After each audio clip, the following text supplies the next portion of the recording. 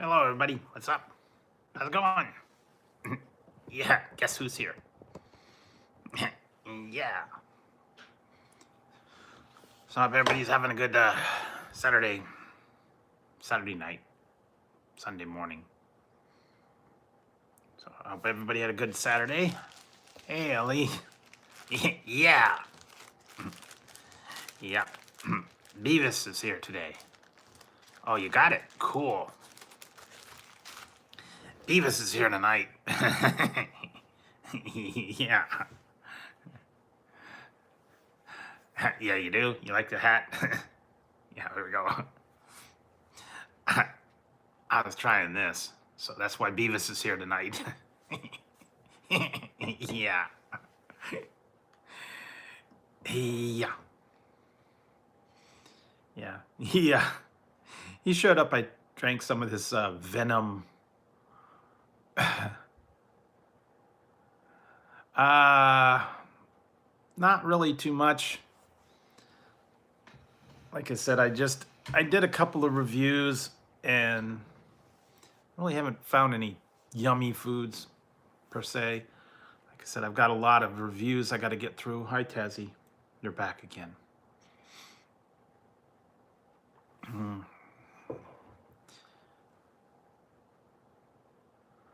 Although I tried this review. This is called, I was trying these. They're chili rocas. They're hard candy with chili in the center. They're different. It's like Mexican. Yeah, I did try that one. I don't know. I don't think the place when I went on Monday, it was like the first day it was out, and I don't think they really knew what was going on. They weren't ready for it. They didn't give me much sauce on it. They didn't give me the box that it came in. I wanted to try the other stuff, and they didn't seem to know anything about it. So I don't know. So I don't know. I might go back and I might try the. They also have the popcorn chicken. It's popcorn chicken with the Cheetos sauce on it. I might go back and try those. Yeah, I mean, for the most part, it's just the wow. It's just the Cheetos. It's just Cheetos and a little bit of cheese sauce on a regular sandwich. So there's nothing new there. I would have liked to see a flaming hot Cheetos sauce instead of just the regular Cheetos sauce, but that would be me. That's why I did my own version. I put the Nashville hot and made it a little bit spicy. And if I do go, I might get some of the flaming hot Cheetos and put those on there as well. I might just bring a bag of flaming hot Cheetos and swap them out. Because I mean, they just throw the Cheetos on afterwards, and it's mostly that cheese sauce, and they barely gave me any cheese sauce. And if I do it again, I'll ask them, put more cheese sauce or have some cheese sauce on the side or something.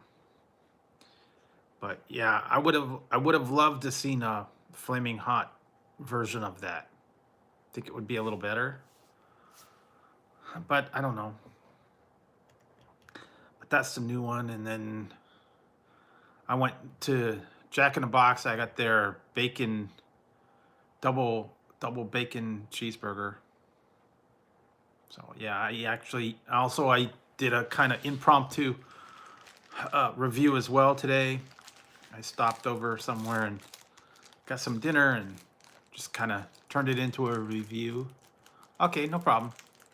And you know what? I gotta remember to do this. I hate this thing because every time.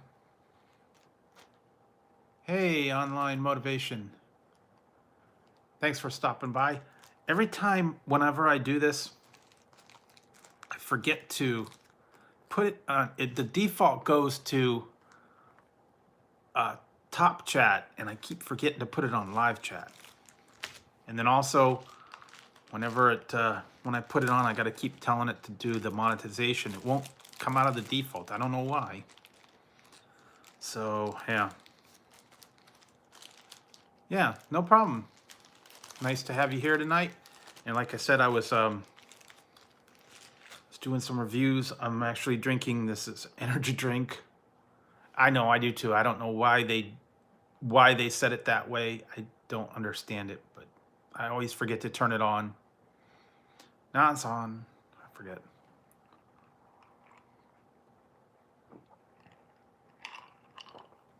Oh yeah. Wow.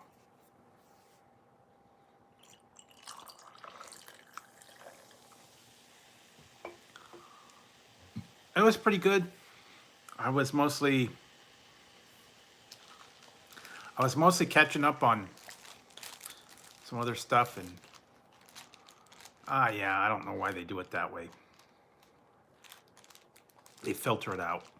But I was mostly catching up on some movies that today, and I was working on some of my videos, editing. Like I said, it's doing pretty good, Joseph. Tomorrow tomorrow's Sunday, so normally what I do is Sunday mornings on QVC, they have in the kitchen with David. It's all the cooking equipment, recipes, things like that. I tend to watch that in the morning. It's kind of like my day to watch cooking shows and all that kind of stuff. So that's what I got planned anyways for Sunday. And actually Tuesday I have to do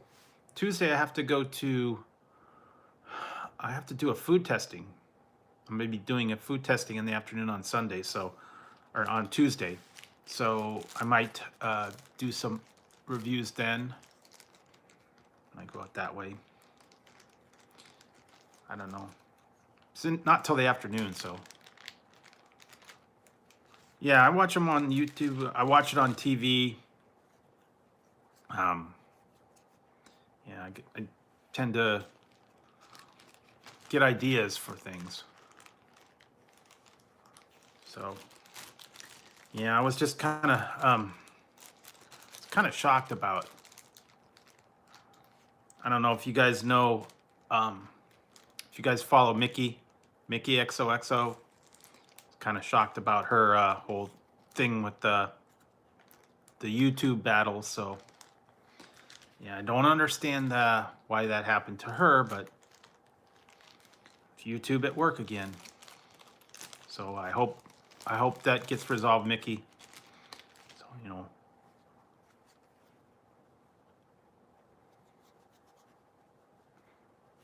Yeah, that's not right what happened to her, but YouTube's at it again, and I've been having my own battles with YouTube. Lately, all my videos, whenever I put a title up for it, they don't like them. Oh, I don't know if you saw it, Mickey XOXO. Follow her. She wrote in Instagram this morning, her channel's been suspended, and they're looking into it because apparently someone reported that she had spam videos, so they've locked her out of her account, and she's under review. They may or may not release her channel. They may take it down. I don't know. Last I heard, she was still waiting for an email from them. So she's completely locked out of her video, all of her videos. She can't go on her channel. She can't go live. She can't post anything. They got a complaint about spam videos. And I guess they're doing review. I guess like a manual review. And last I heard, they hadn't got back to her. Yeah. So, yeah. Also, if you follow her on Instagram or Twitter, she put a notice up there, and last I heard, people were still behind her, and I guess she's still waiting to hear from them. So that's not right that they would do that. You know, they would basically suspend her channel while they do an investigation, I guess. I don't understand it. I don't know what prompted them. The only other thing I could think is that, you know, if people were posting links and stuff in there from her channel or other channels, they thought that that was the spam, or it's just someone was being mean and they reported her falsely, or I don't know. I'm not sure. Yeah, I do too, and that's why I said I don't think it's right, but that's YouTube at work again. So you never know. You got to be careful. It is. It is. It's totally messed up. I mean, you know, I don't think that she did anything wrong, but you know, I don't, and they won't tell her. I'm sure they don't going to tell her exactly what the problem was. I mean, they just said there was a complaint and your account's been suspended.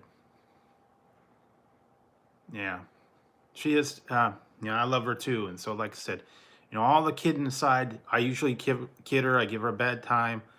You know, that's just kind of the way it is. But yeah, I'm really actually pulling for her, and I don't think it's right what they did to her. So, but I don't want to yell too loud because, you know, YouTube's listening. But yeah. So if you can, I don't even think she can post on the community tab. I think her account's like completely locked. Yeah, it is. I mean, I don't know. Well, let's just, like I said, hope it gets sorted out, and I hope she's back on. You know, giving everybody a bad time, but she's definitely going to have to, I guess, look at what the violation was, and she's probably going to have to make some changes on the way she does stuff on her channel. Yeah, go. She posted a thing on Instagram and also on Twitter, so you can reply to her on there. I think she put a thing up this morning about how her YouTube account was on hold, so you can yeah, check her out. Hey, Shawnee Mac, how's it going? Like I said, I was doing some reviews and thought I'd go on late night, hang out with you guys for a little bit. I'm drinking my energy drink, and yeah, Beavis is starting to show up.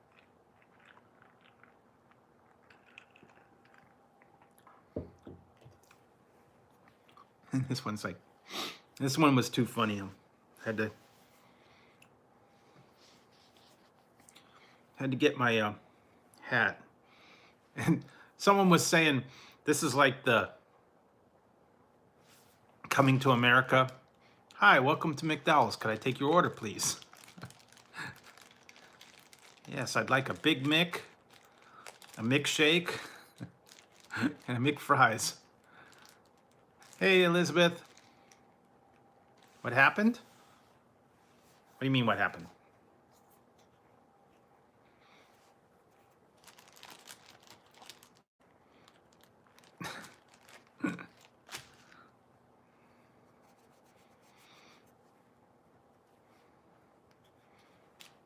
Yeah, I'm just drinking my energy drink right now. Beavis might show up.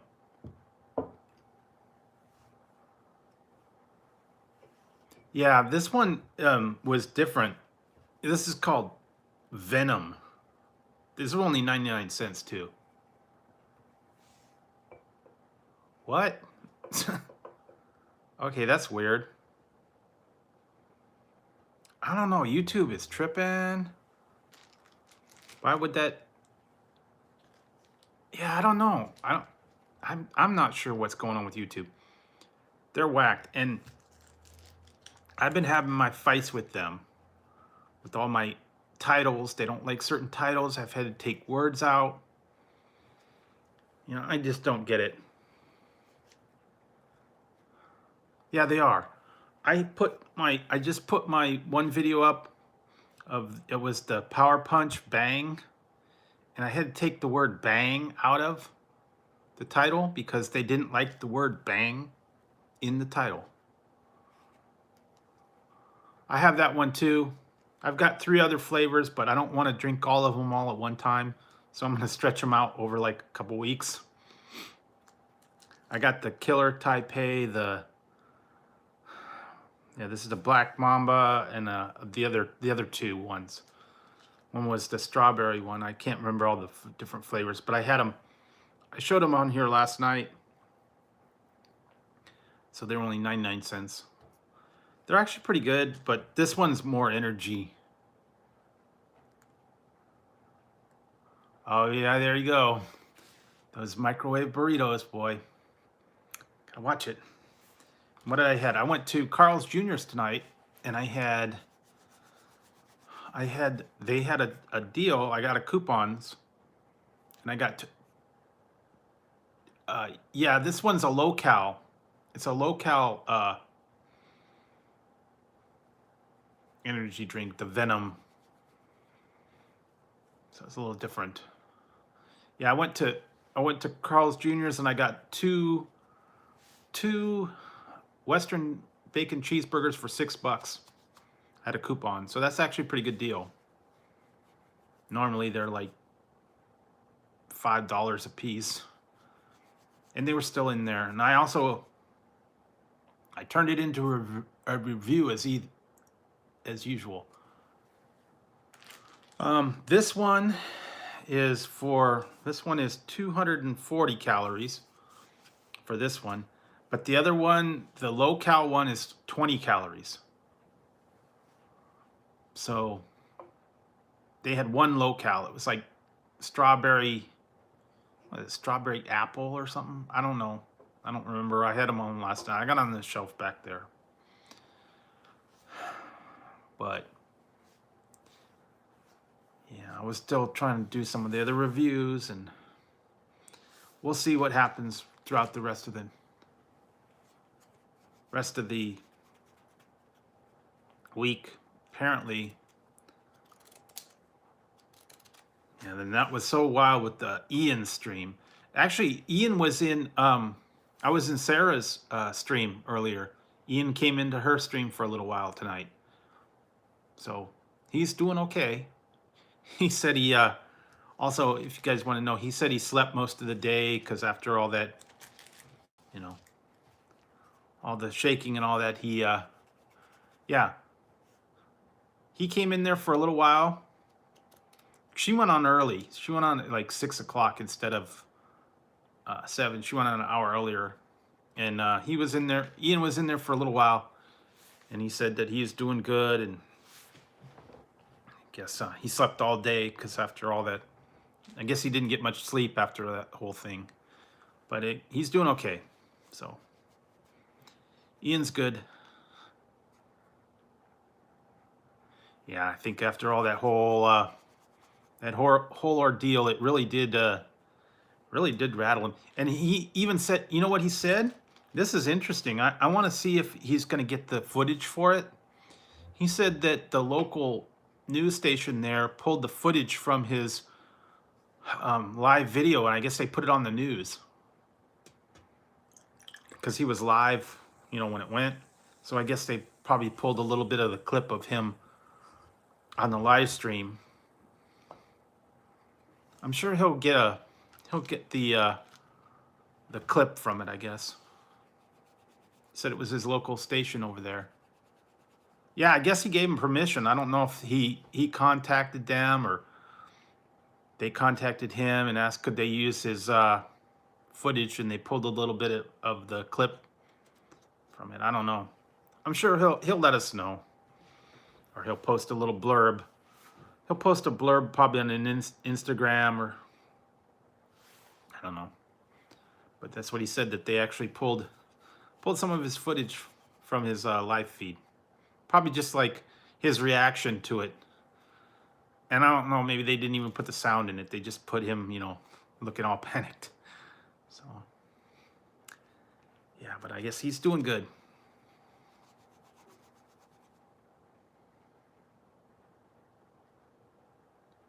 Yeah, it was very, very interesting.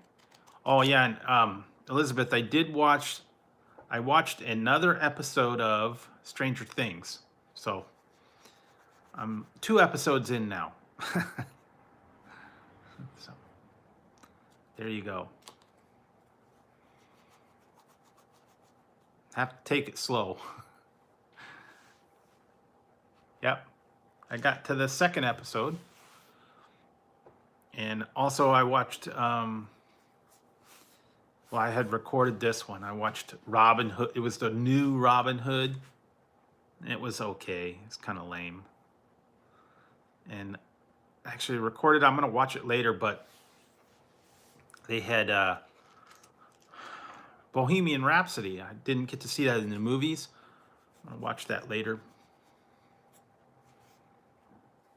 So I'm a big Queen fan, so have to see how good that is. But yeah, that's what I've been doing today, and I watched that, yeah, the Stranger Things. I watched a couple other things. Like I said, did an impromptu review of some stuff over at Carl's Jr.'s. I don't know, work on that one, but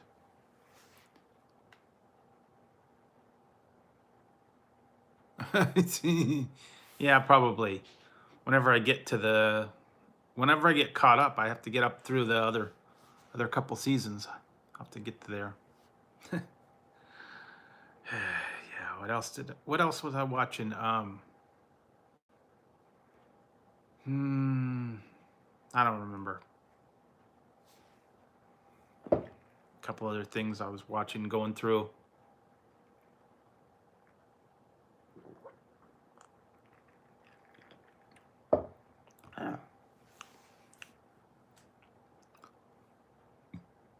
I was watching a movie with them. Watching a movie about Steve Jobs. That was kind of interesting.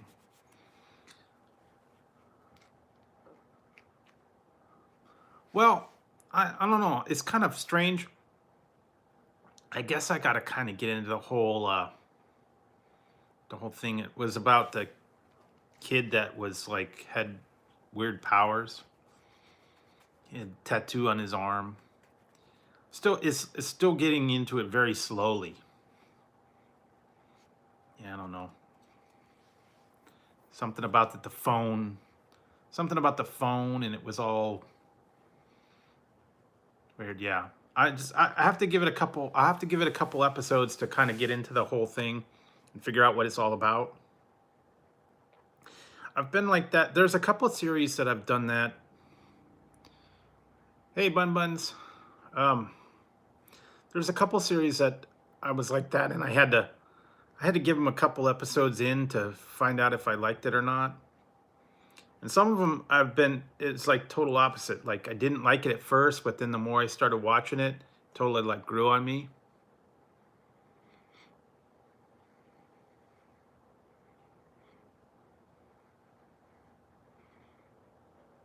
So, yeah, I don't know where the cats are. Oh, Tazzy's over there tonight. Tazzy's on the throne over here.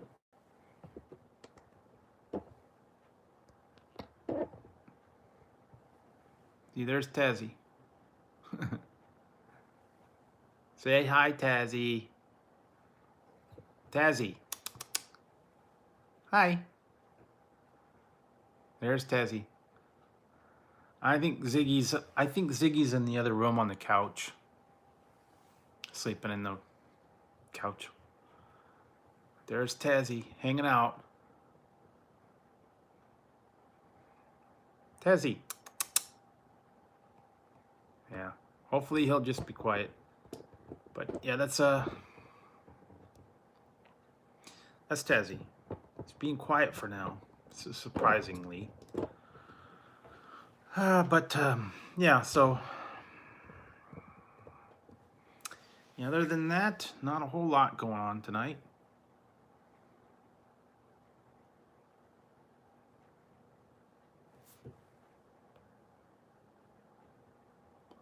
Oh, that's not good, bun. Hey, Hank.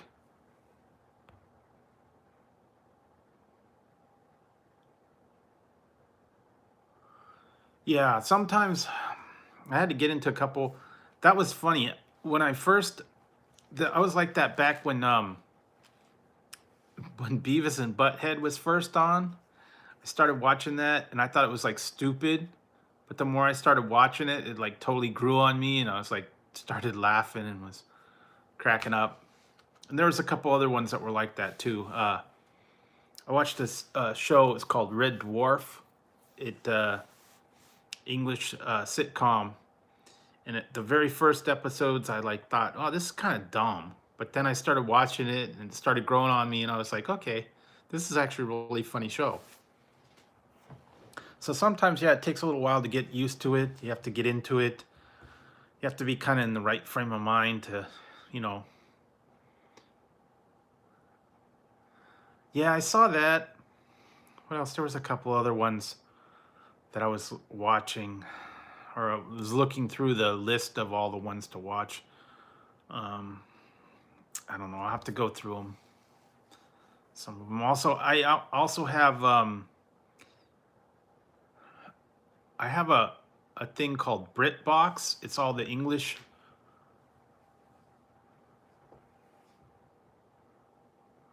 Yeah, it's all the English series. So those are kind of fun. Yeah, I like British humor. I like the British shows. Some of the old classics. Um, the old time classics like Benny Hill, Monty Python, all those. Then there's a lot of new ones that are out, and I was trying to go through some of their Blackadder. Yeah, Blackadder is classic. Blackadder, Are You Being Served, Faulty Towers, all those old classic ones. And then there's some new ones out there that I started watching a couple of them. They're interesting. Some of them are funny. Some of them are, eh. A lot of times I'll watch on PBS. They have like Doc Martin and the detective shows.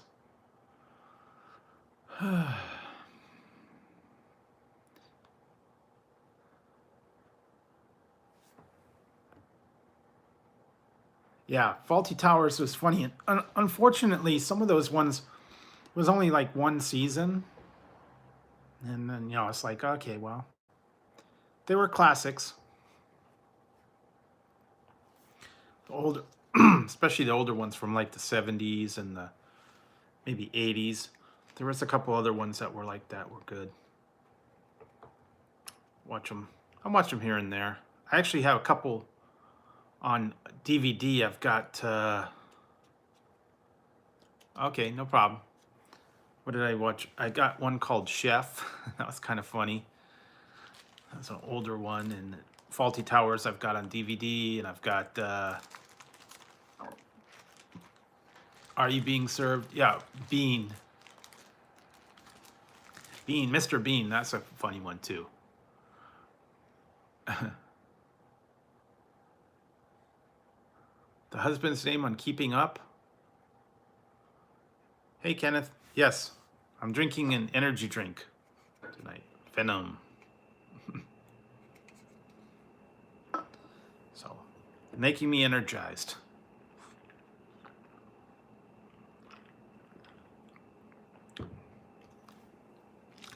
You mean keeping up appearances?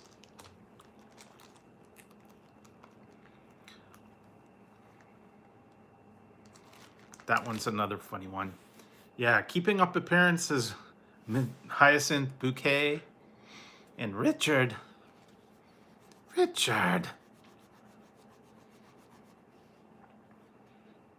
Mind the mind mind the what is it she's saying half the time? She's yelling at him saying, mind the walker over there. And it's like, minding the walker, dear. Pull over. You're going much too fast. Yes, it does give you wings. But apparently on this one, what does it say? Venom. Fierce energy. Packs a bite. Venom packs a bite. Yeah, I love the Keeping Up Appearances. That's another funny one. I still laugh at that one whenever that's on. Um, Hyacinth Bouquet, Lady of the House speaking. Yeah, those are all classic ones. I'll watch those from time to time. So yeah.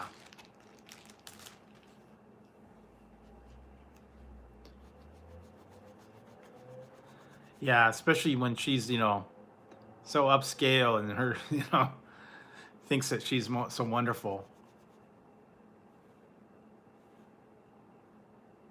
Yeah, I don't know. I've tried a lot of different energy drinks. I try to stay away from the real, powerful ones like the Red Bull and the Monster and all that stuff. But this one's okay. And like I said, I don't like to drink them that often. Maybe once a week or less. That's why I'm trying to spread these out over several weeks. So I don't want to be bouncing off the walls too bad.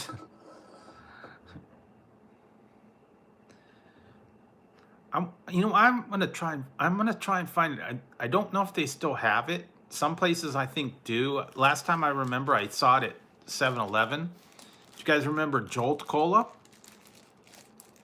Then they had a Jolt.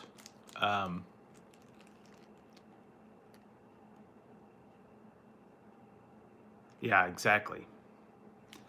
So I think they used to have Jolt. Oh yeah. Yeah, that's true. Okay, be right back.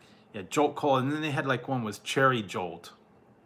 They used to have them at 7-Eleven, but I don't know if they do these anymore. We used to play late night. We would play Dungeons and Dragons, and we'd have Jolt Cola. No, I don't. Try not to do Monster or Red Bull. Stay away from those. They're a little bit too strong for me.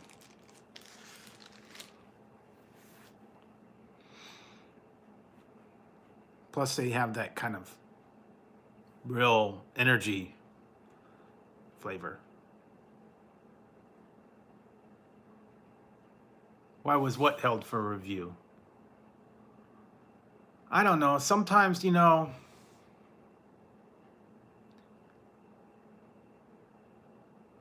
I don't, Kenneth. I don't know why. YouTube's been weird. I was in people's lives and I typed something and it completely deleted my comment, even though I was a mod. So I don't know what YouTube is. I don't know what problems going on with YouTube.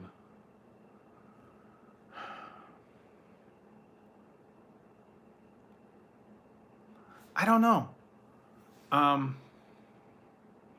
I put a couple filters in my chat, so I don't know if that had anything to do with it. So I was trying to keep some of the really bad words out of it. And I don't know, maybe it picked it up. They're really going hard on this whole spam thing. I don't get it.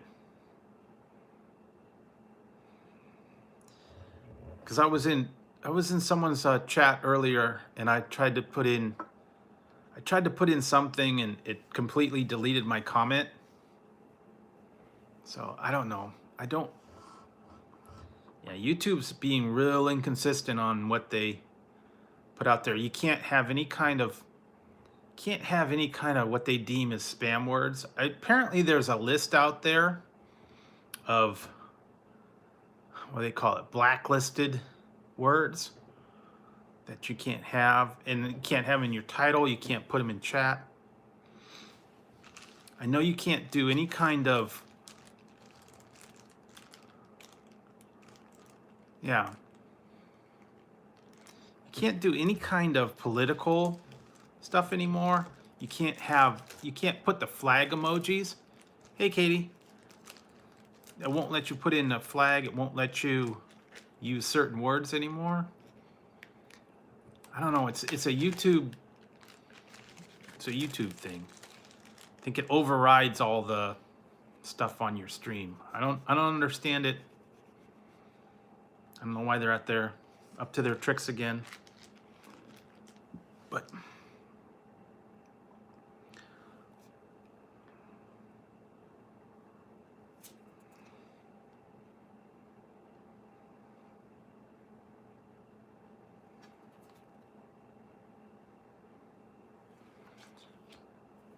hey, Brittany Duh. What's up? So would you guys want to play some 80s trivia?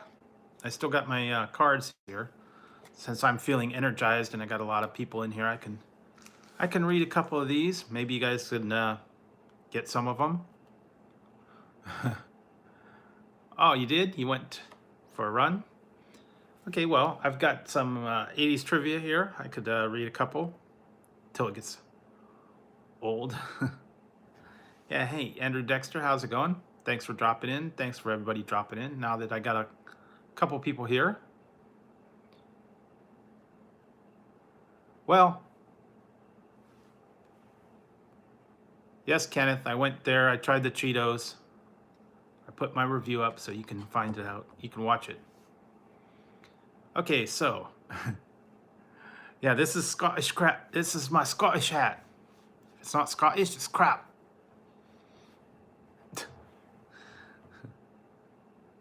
Okay, so, what Greenpeace ship was given a Maori burial and became a reef in New Zealand's Maturi Bay? Yeah. If it's not Scottish, it's crap. That's what it reminds me of. Okay. What Greenpeace ship was given a Maori burial and became a reef in New Zealand's Maturi Bay? Maturi Bay. This was back in the 80s. There was a Greenpeace ship that got sunk off, that the Coast Guard or someone sunk it. I already did, Kenneth. Go watch my Cheetos review.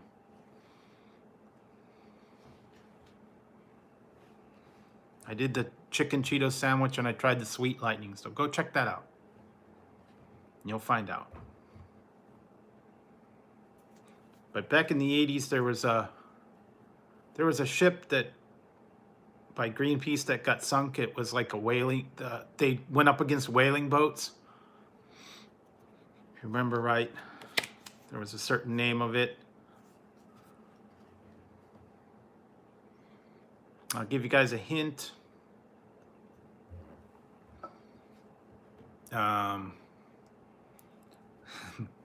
Somewhere over the something.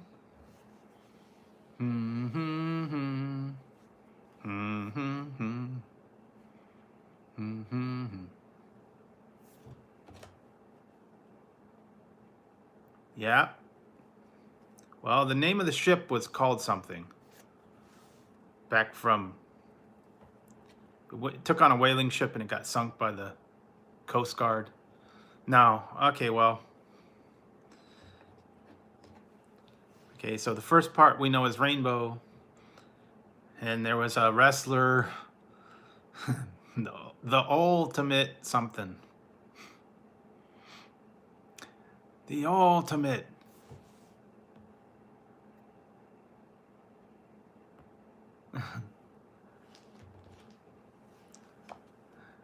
Hey, Mitch McConnell.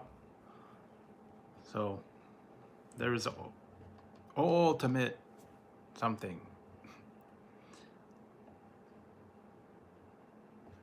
Oh, well.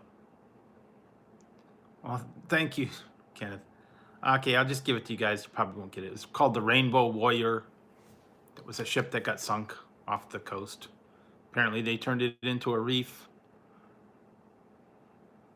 Yeah, we did. I was there. Hmm.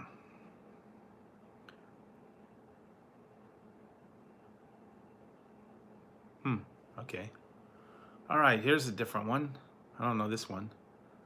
What hit mystery series did Jerry Orbeck sleuth Harry McGraw periodically appear on before Harry got his own show?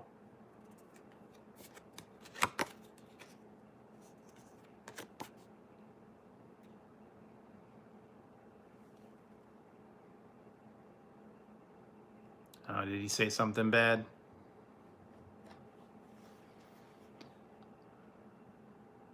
No.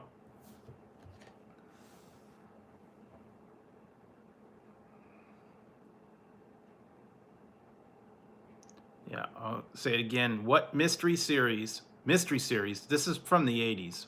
These are all 80s questions, by the way.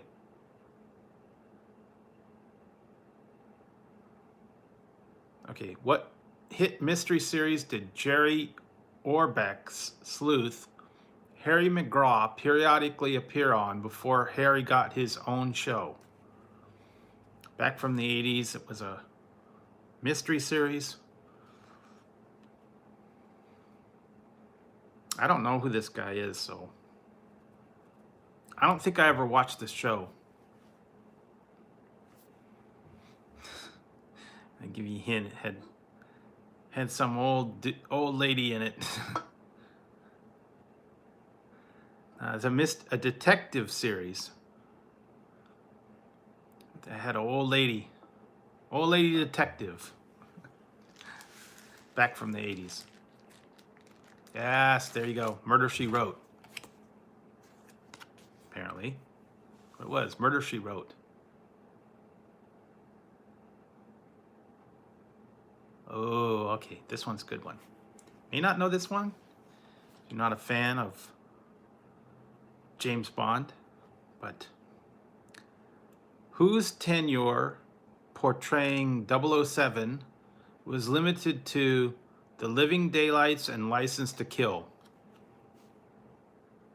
I know this one. Oh, okay. All right. Well, that makes sense. Sorry. Yep. Timothy Dalton. There you go, Andrew Dexter. They only had one other. I can add a further one. They only had one other person that was only in one of the James Bond. Yeah, there was only one person that was only in one James Bond film.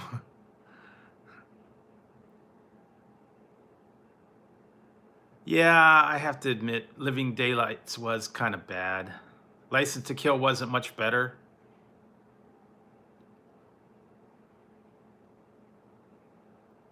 Yeah, George Lazenby, yep. On Her Majesty's Secret Service. That's another one. I'm real big into the whole 007. The whole 007. Now, I saw a lot of them in the actual theaters. So I remember going to the theaters and watching them. But yeah, I was a big 007 fan.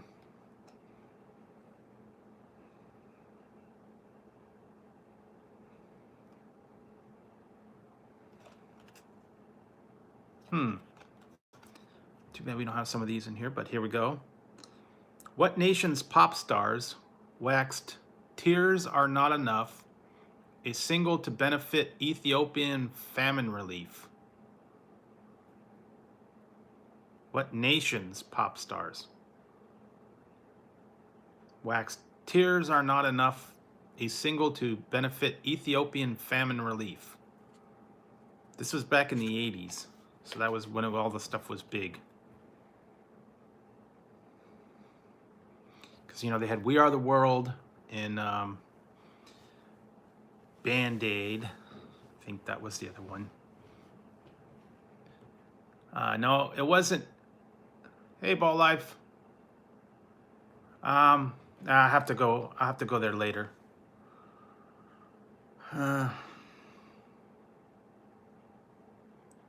Okay, no problem. So, What nation's pop stars wax Tears Are Not Enough? Because I know they did Band-Aid, Do They Know It's Christmas Time, We Are the World, was USA for Africa. But apparently there was another country that did this one called Tears Are Not Enough. I'll give you guys a hint on this one. Yeah, I was just about to give you a hint, eh? Yes, it was Canada. Canada sang that song, eh?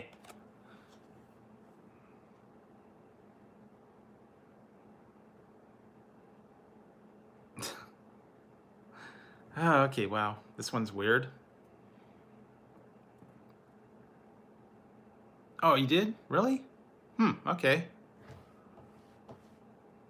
Must not have saw that one.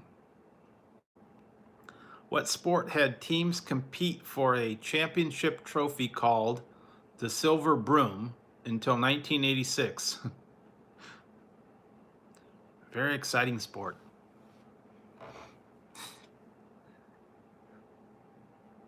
Sports teams competing for the Silver Broom.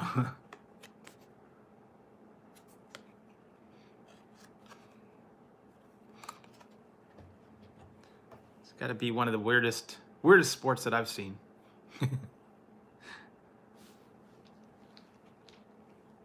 Oh, it's okay. No, I'm just we're just having some trivia and hanging out. We're playing 80s trivia. I am drinking a Venom energy drink tonight. Kind of keep me energized because I was like kind of I was tired today. I almost didn't go. It is curling. Curling, yes, I know. They actually have a low-cal one, but I haven't tried that. Yes, curling competed for the Silver Broom. It's like the weirdest sport ever. Get in front of it, sweep it. No, I like Bang. I like, I got another one, Rain. I got the Bing. I have a Bing one. They got lots of different energy drinks, so yeah.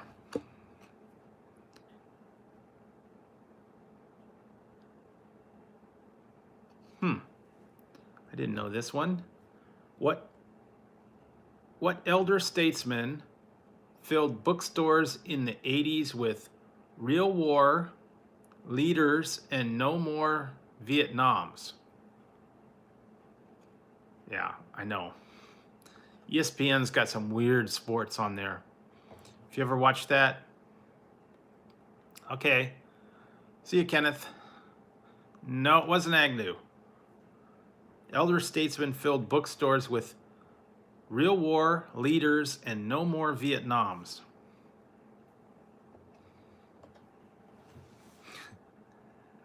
No, not Cornholio. I'll give you guys a hint on this one.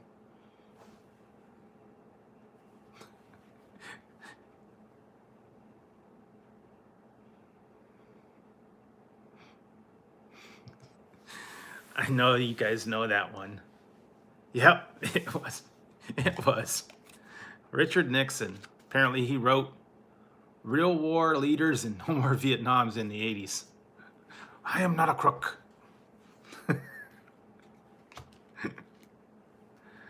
Yeah. I am not a crook. You won't have Dick Nixon to kick around anymore. Yep. He was.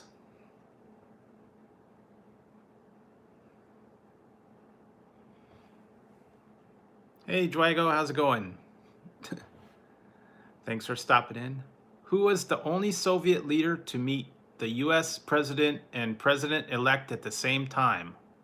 This is back from the 80s. So the only Soviet leader to meet both the president and the president-elect at the same time.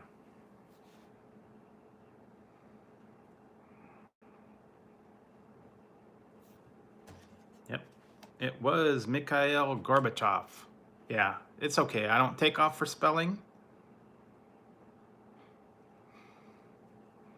Well, there you go again. These are 80s trivia, so, you know, exactly. That's the problem. You have to be an old fart like me to know these 80s trivias. But that's what I grew up with, so young people won't get them.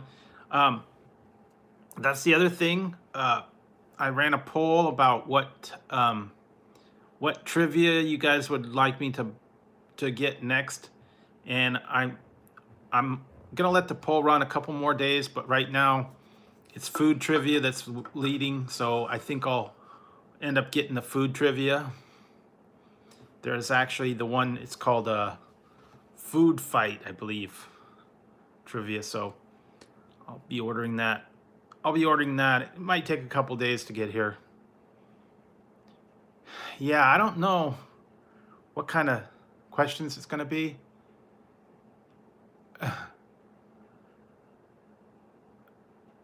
I don't know. I don't know what kind of trivia questions it's going to be. I just saw it online, and there was actually two of them. There's one called Food Fight, and then there's like one called Food Fight Revisited. I have to go back and look it up.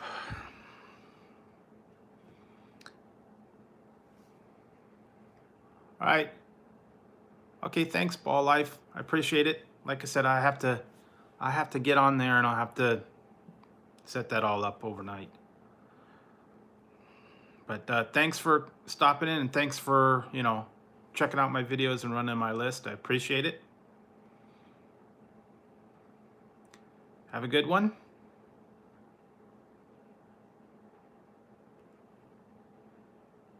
What duo's November 16th, 1981 attracted the most viewers in soap opera history? Oh, okay.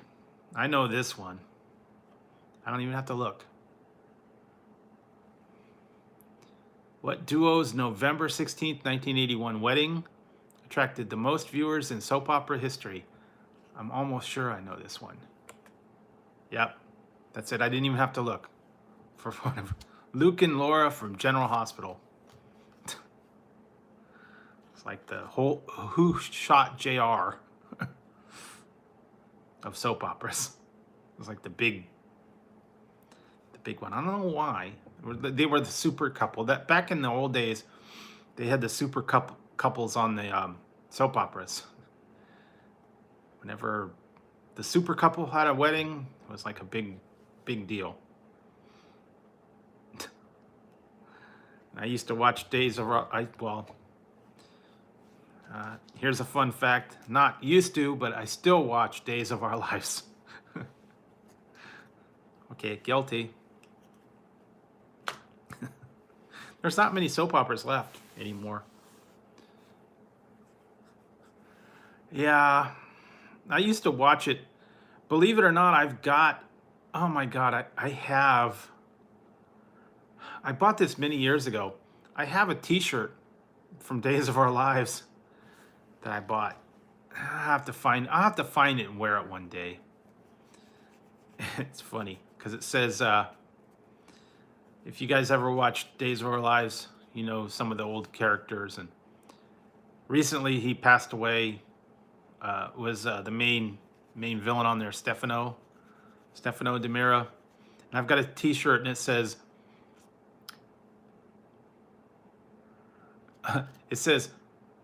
guns don't kill people, Stefano DiMera does. It's got his picture on it. So yeah, I was a big fan. Not so much anymore. It's kind of getting lame now. Yeah, so. Which Woody Allen movie in the 1980s earned enough at the box office to offset losses from all the others? I know, I'm sure I did. No, that's not what I thought. So what Woody Allen movie in the 80s earned enough at the box office to offset the losses from all the others. And I thought it would have been the other one, but because I remember when this was back in 77. Okay, that was 77. So this one was from the 80s. Okay. Nah, yeah. I don't think they're gonna know that one. I just remember back in 1977 when Star Wars was up for the Best Picture and Annie Hall won instead. I was like, what? Annie Hall beat Star Wars? Star Wars was like the best movie ever. But if you follow the awards, they never pick the good ones that I like. They always pick the lame ones. Yeah, I don't think you guys are going to get this one. Hannah and Her Sisters was the movie.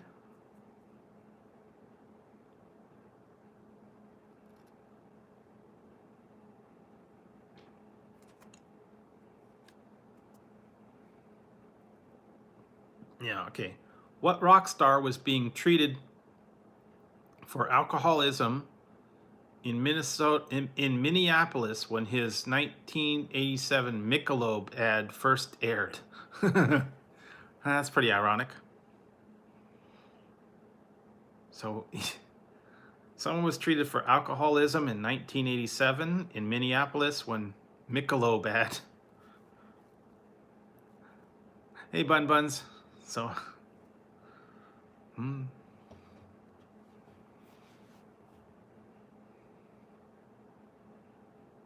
could give you guys a hint, I think, maybe.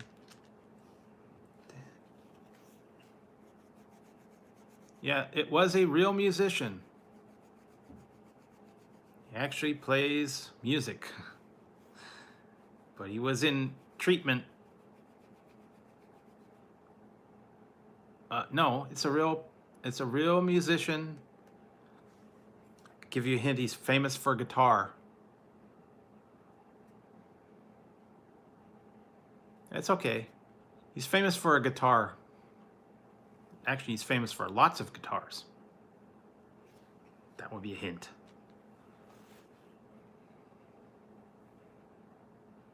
Nope, not blues. I guess rock, maybe.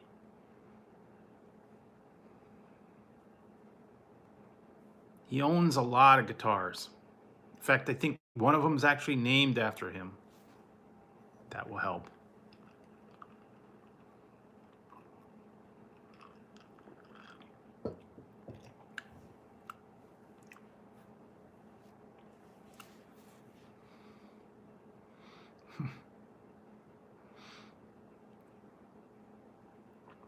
I can give you guys a hint on the last name.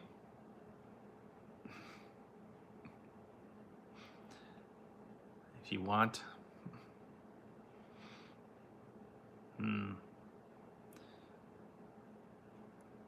This is something to do with his last name.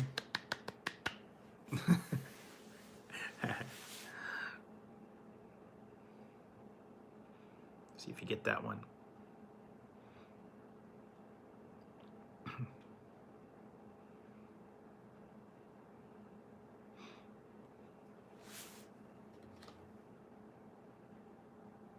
He was treated for alcoholism. He was treated for alcoholism in 1987. He had a Michelob ad. Famous for guitars and there you go.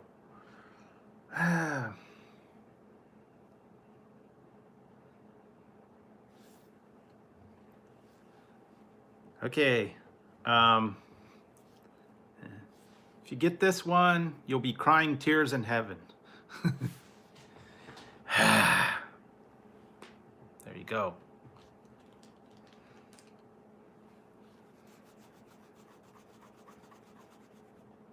Yes. Yes. Clapton. Clap. Eric Clapton. There you go. Yep. Apparently, he was alcoholism back in the 80s, I guess. He had a problem. He went to rehab.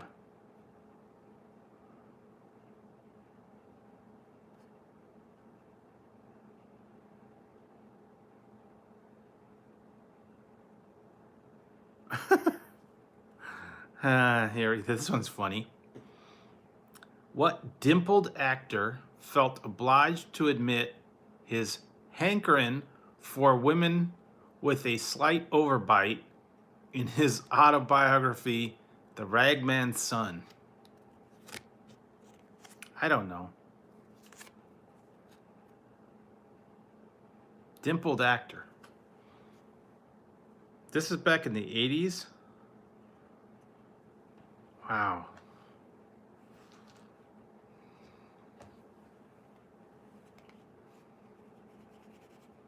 And let's see. I'll give you a hint. He shares a name with someone from a certain sci-fi series. No. Dimpled actor. Specifically Star Trek. He shares a name with someone from Star Trek. At least his first name, anyways. He also has a son. That's an actor.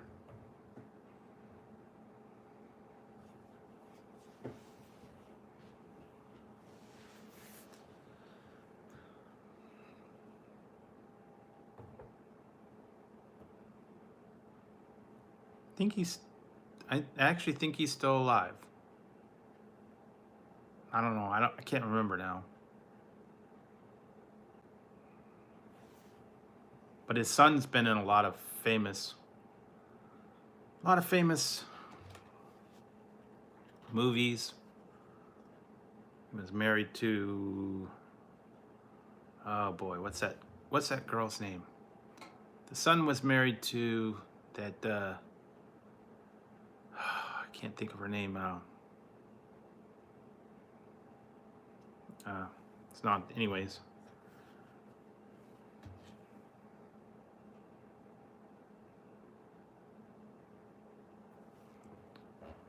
I don't think you're going to get this one, at least the other people that aren't playing, but it was Kirk Douglas. Kirk Douglas was the actor who said that. Michael Douglas. Michael Douglas was the son. So there you go.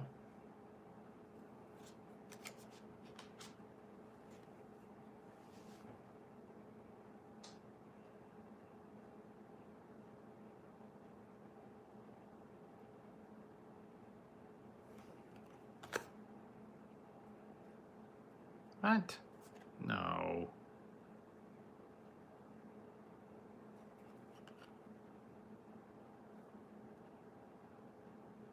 What? This doesn't make sense.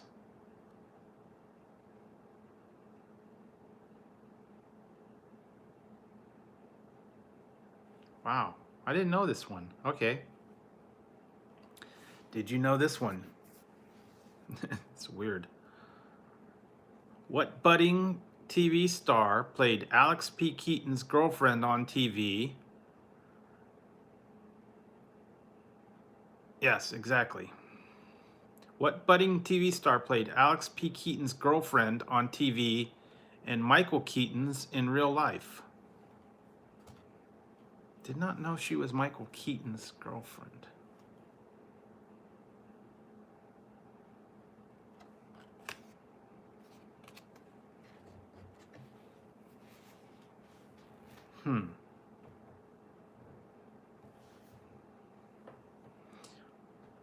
Well, if you follow the show, you know there's only two.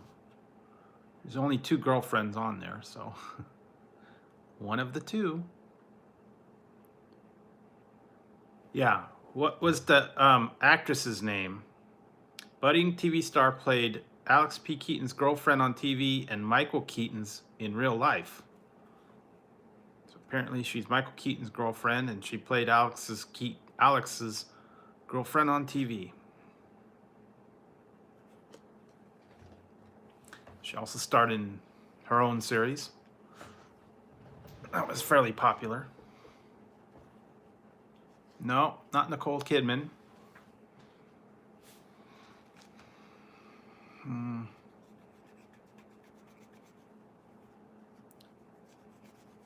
She also was in a Bruce Springsteen video way back when. That was like her debut. Was in a Bruce Springsteen video.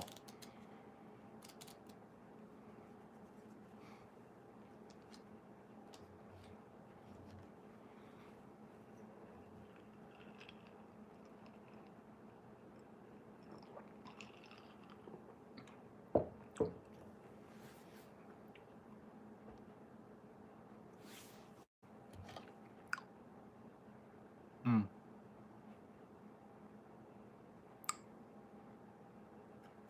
Okay. Yeah, I don't know. I think a lot of people are doing stuff, or just in the background, I think, tonight. I think they went to bed. Because what time is it? 2 o'clock. So I think a lot of people might have already gone to sleep. So I might end up shutting this one down early, because I think a lot of people went to sleep tonight. I was kind of tired. I almost didn't go on tonight. So I don't know. But then I had my energy drink and I got a second wind. So yeah.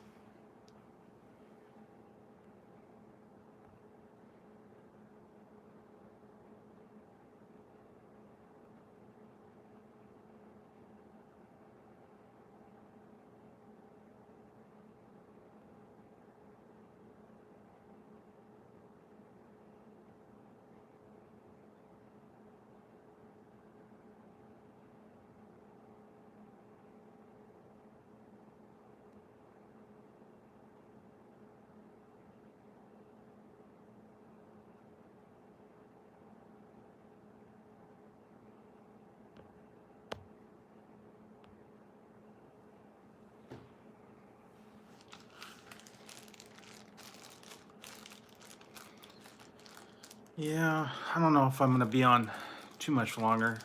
And I think a lot of people are, I don't know, I think they're tired tonight. I had other hats and stuff, I don't know. Guess tonight's not a popular night. A lot of people are tired, and so I could save the rest of the trivia questions for another night. No, it wasn't Winona Ryder. Good guess, though.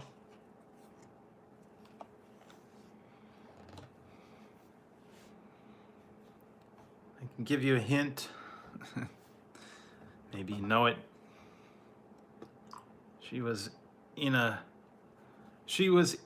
series with a lot of other friends as well.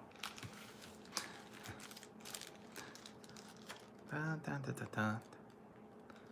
Dun, dun, dun, dun, dun, dun, dun, dun.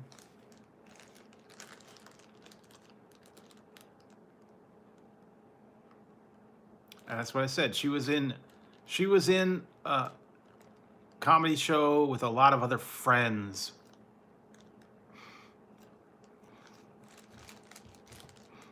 She played Alex's girlfriend on Family Ties, and then she also was, apparently she was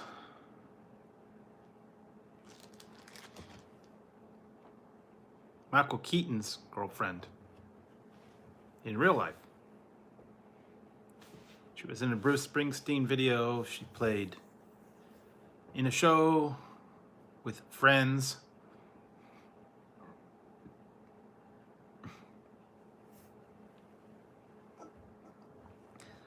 Friends like Joey and Chandler, Phoebe.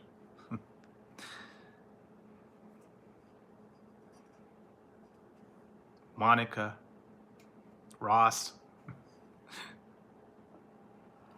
Ah, boy. Guys, got to get that one.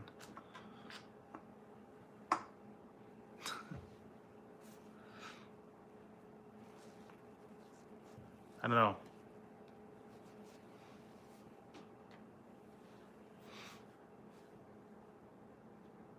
Dark hair.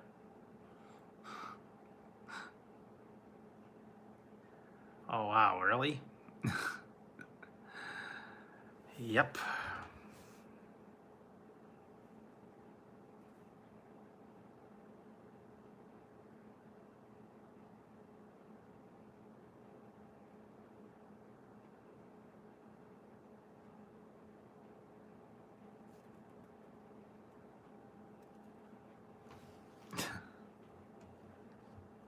No, not Jennifer Nettles.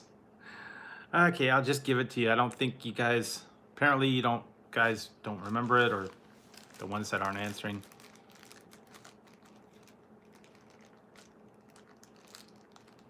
Oh, okay.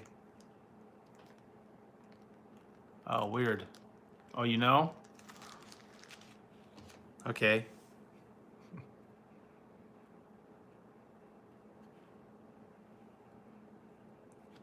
Yeah, I don't know, Elizabeth, if you missed the question. It was, yeah, Monica, yeah. She played Alex P. Keaton's girlfriend and Michael Keaton's in real life. I said she was in a show with some friends, and she also was in a Bruce Springsteen video back in the early 80s. What's the name of the actress? She was also with, what's that dude? David Arquette. That will give you another clue.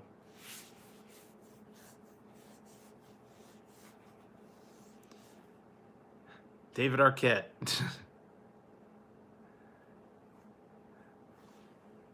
No, not Scream. But yeah, that girl. Yes, Cox. Courtney Cox, yes. Courtney Cox. She played Alex's second girlfriend after the real life one left, and then they ended up getting married, and they're still married. That whole thing.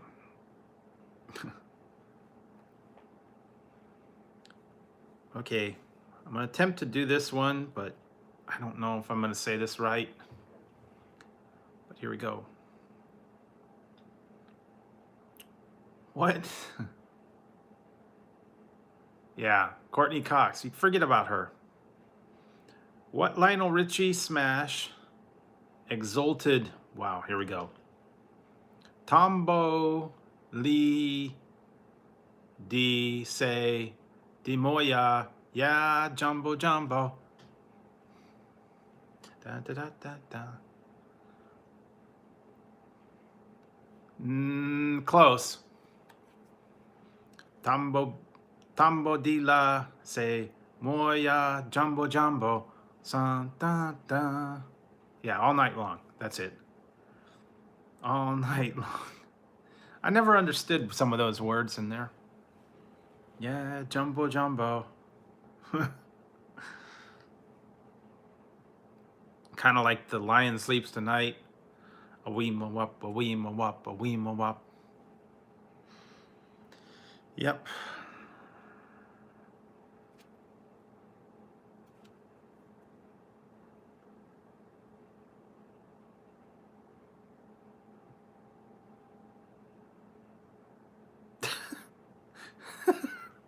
This one's weird. What country star was readmitted to the Betty Ford Clinic in 1983 to kick painkillers prescribed after a nasty run-in with an angry ostrich? This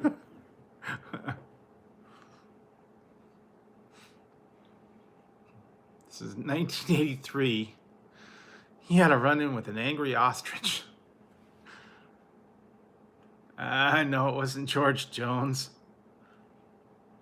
Country star. That's another clue.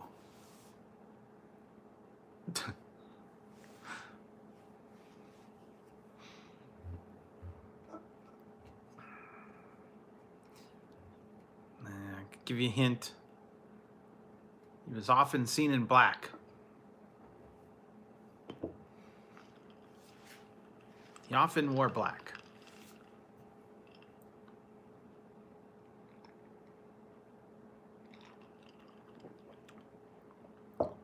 Yep. There you go. Johnny Cash. I don't remember seeing anything about having a run-in with an angry ostrich. But apparently he did. That's kind of weird, but... Johnny Cash, yep. Hi, I'm Johnny Cash.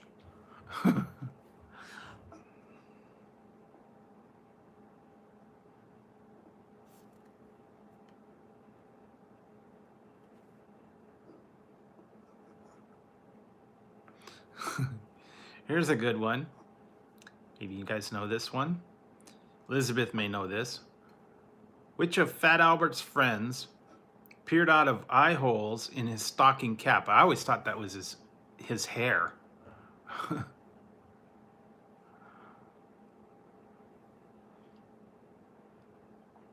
Fat Albert's friends peered out of eye holes in his stocking cap.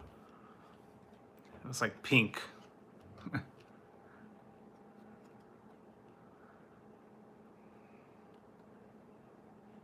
No, Mushmouth had the big lip. I get them confused too. See, they had nicknames on all the different people. Mushmouth was one of them.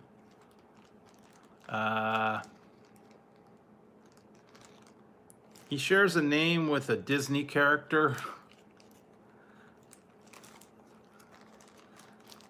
Be another name for a stupid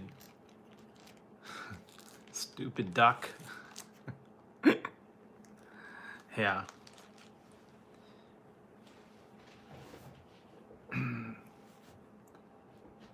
I didn't know that's what it was. I thought his name was Weird Harold. Yeah, Dumb Donald. I'll give it. The guy's name was Dumb Donald. Could have said something about a certain president, but oh well. I thought he was Weird Harold, but I guess he wasn't.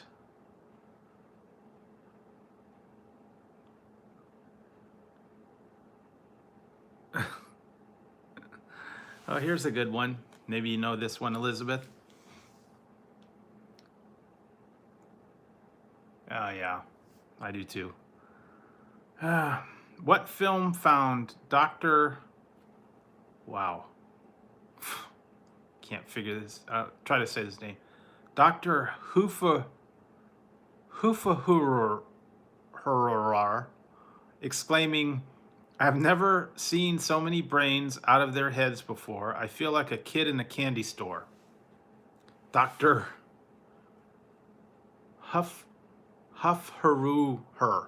Huffaruher? Oh, no, that's a real tongue twister. What film? Yeah, the name of the movie says film had Dr. Huffaruher exclaim, I've never seen so many brains out of their heads before. I feel like a kid in a candy store. Can give you a hint. The person that said that was Steve Martin.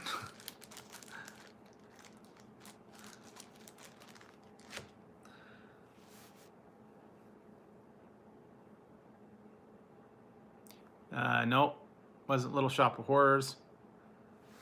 And I can tell you that part of the title is in the question.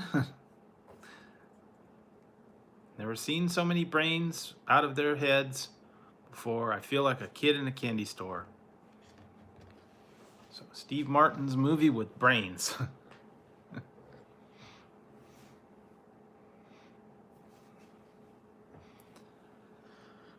I don't know if I ever saw that one. No, it wasn't Frankenstein.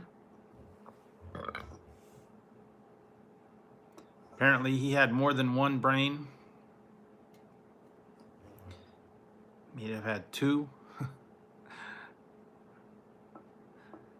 He was the man with two brains. That was the name of the movie, Man with Two Brains. Yep, exactly. Man with two brains.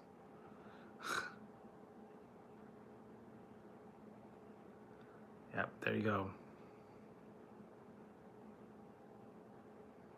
Oh, I know this one. I know this one. Yeah. Man with two brains. Yep. Here we go. Okay. What 16-year-old scored her first of 5 top 10 hits with 1987's Only in My Dreams?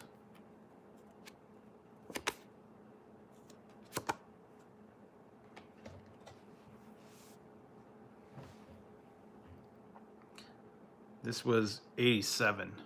Yeah, it was Debbie Gibson. Wasn't too much choice back then. 16-year-olds. Yeah, there was only 2 at the time. Debbie Gibson or Tiffany.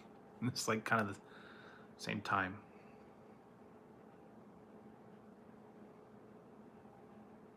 Wow. Yep.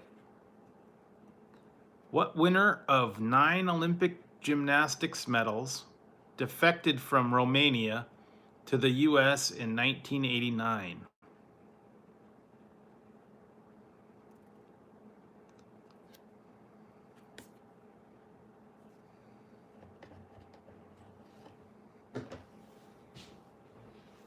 She defected from Romania to the U.S. in '89. Olympic gymnast.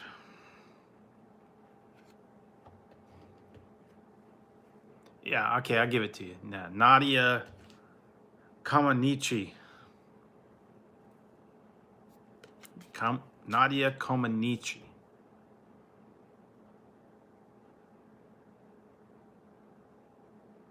Okay. Who began the acquisition of some 2 million acres with a Montana ranch called the Bar None in 1987?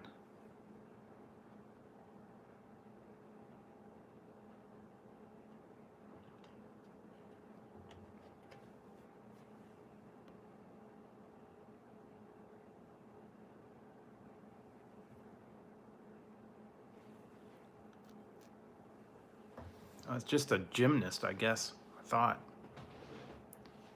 Okay, this one is who began the acquisition of some 2 million acres with a Montana ranch called the Bar None in 1987?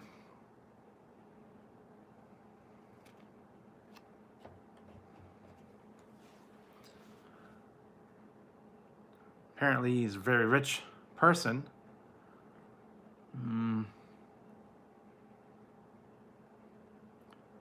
Okay, I'll give you a hint. This is in Montana, but no, but he's also kind of well known for a different city, namely Atlanta. That will give you a hint.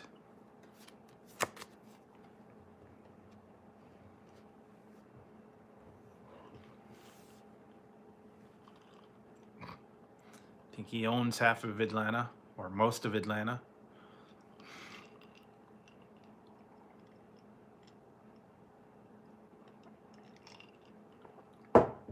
Yep. Well, technically, not a sports player, but I think he owns half the teams. Basically, he is Atlanta.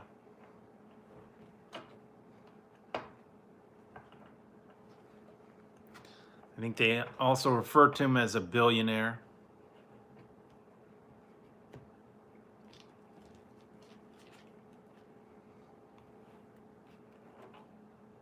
No, it's not a sports player. Hey, Seven Wonders. We're playing 80s trivia. Maybe you know this one. I'm sure you do. Who began the acquisition of some 2 million acres with a Montana ranch called the Bar None in 1987?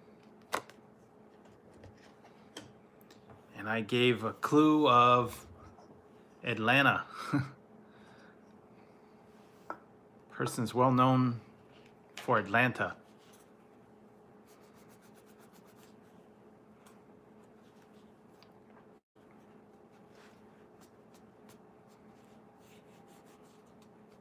Like I said, I think he owns the entire town. No, not Mark Cuban, no. He owns the entire town of Atlanta.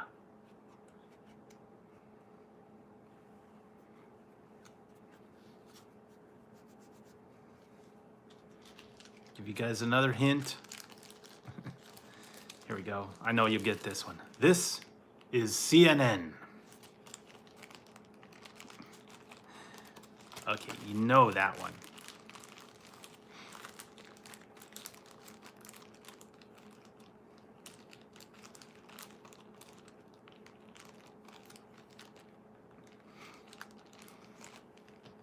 Yep, there you go. Ted Turner. Ted Turner owns Atlanta. He owns the teams, the CNN, TBS. But apparently he bought a 2 million acre ranch in Montana in 87.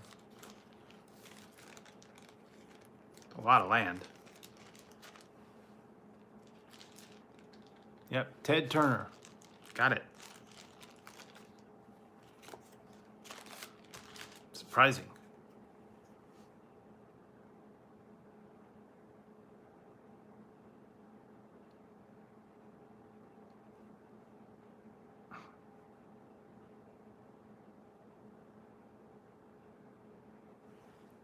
Okay, what primetime soap opera, primetime, nighttime, was the first series to feature Heather Locklear in a regular role?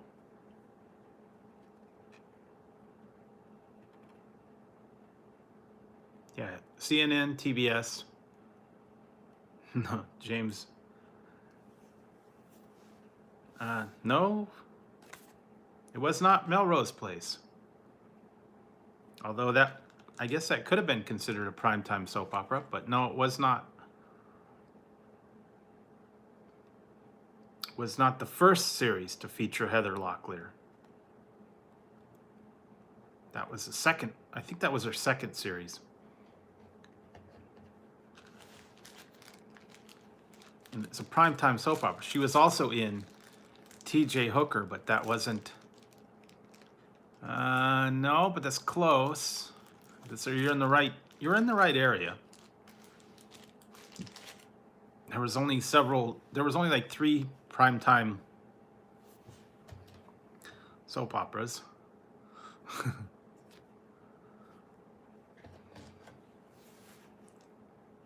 No. No. So there's only one left. Not Dallas, not Falcon Crest. Yeah.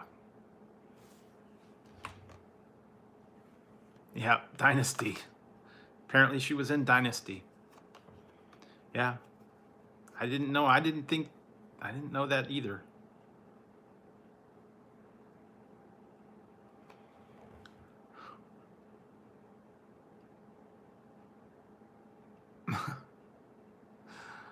I actually saw something about this in one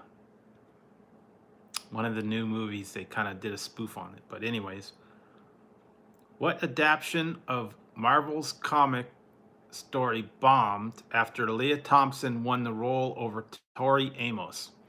This was a movie back from the 80s. And it was a really bomb, really bomb movie. Leah Thompson was in the main role.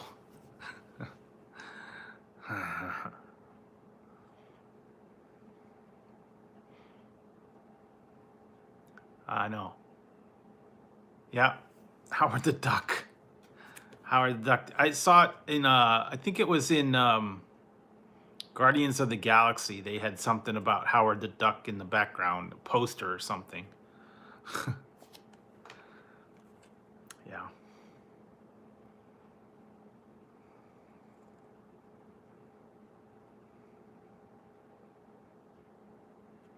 Oh, wow.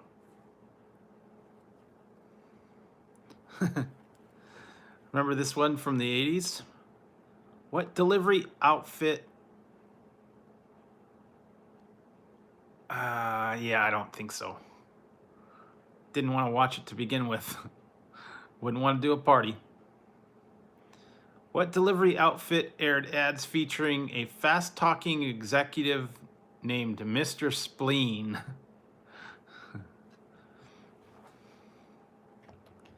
Mr. Spleen from the 80s. Fast talker. Can't remember the guy's real name.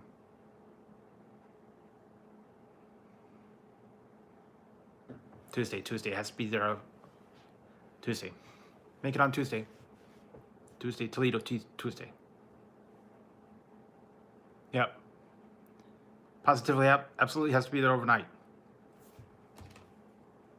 Yep. Was Federal Express. Yeah, Micro Machines and a couple other ones he did. I didn't know his name was Mr. Spleen. I just know he was Toledo Tuesday. Has to be positively has to be there overnight. He was like real fast talker. In fact, he was the Guinness Book of World Records, the fastest talker.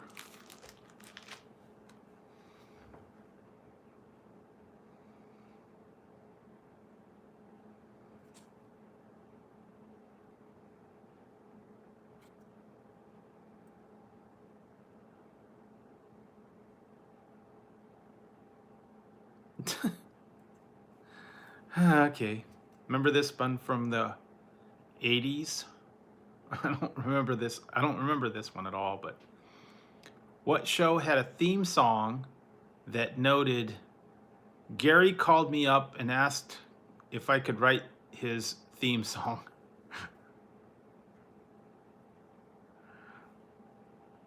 The show from the 80s.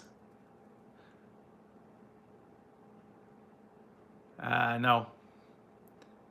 The theme song noted Gary called me up and asked if I could write his theme song.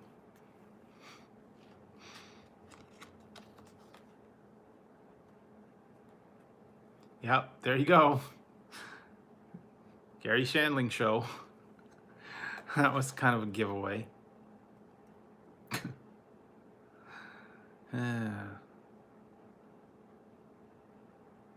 Oh boy.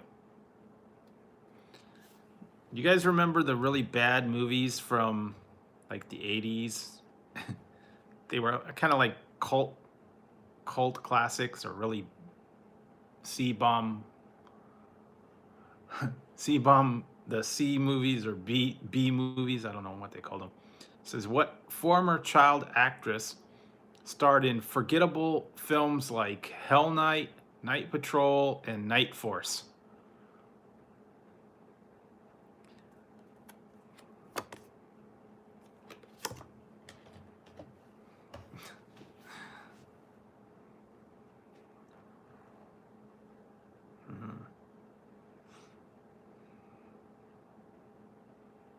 No, but it was a childhood actress.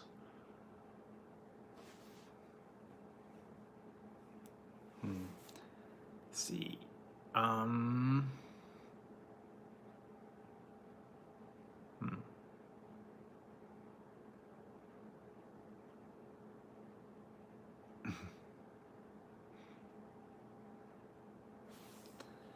if I give you a hint, you guys will get it. Okay. What if I said the words, call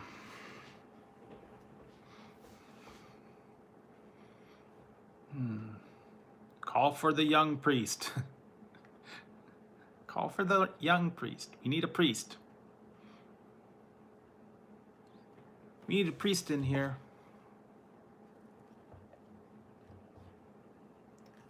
No. I think she's possessed. Get the priest.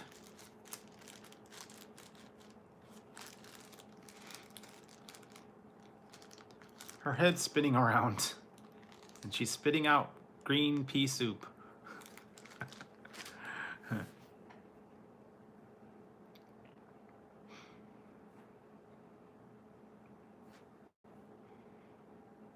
the bed's levitating. Yeah. No, it wasn't Poltergeist, but it was a movie where she got possessed and the bed was floating and her head spun around and she spit out pea soup. That was the actress that was in that one. So yeah, she was in also, no, she was also in, no, this is the actress. They want to know what actress was in it. It was in Hell Night, Night Patrol, and Night Force. She was also well known for the role where she played, where she got possessed by Satan. They had to call for the priest. They had to perform an exorcism. Yeah, that'll get you. Nope, not Drew Barrymore. Yeah, Linda Blair. Linda Blair. She was in Exorcist. She was also in Hell Night, Night Patrol, and Night Force. So yeah.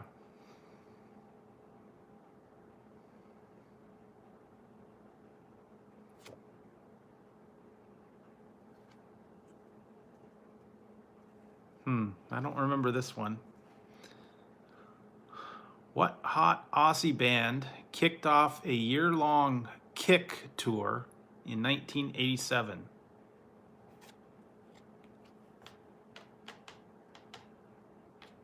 Yeah, she was in The Exorcist. That's her main role. Aussie band kicked off a year-long Kick tour in 1987. Yep, In Excess. I was gonna say it, but I don't remember some of their songs. I think it's Baby What You Need, Baby What You Need. I think that was it.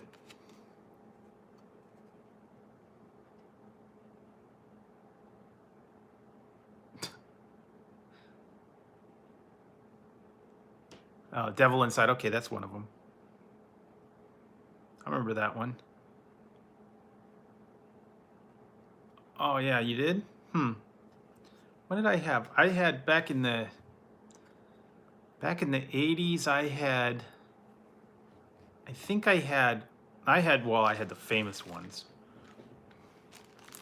I think I had the Farrah Fawcett poster, and I think I had Cheryl Teague's swimsuit one, and I think I had fluorescent posters, and I had black lights in my room.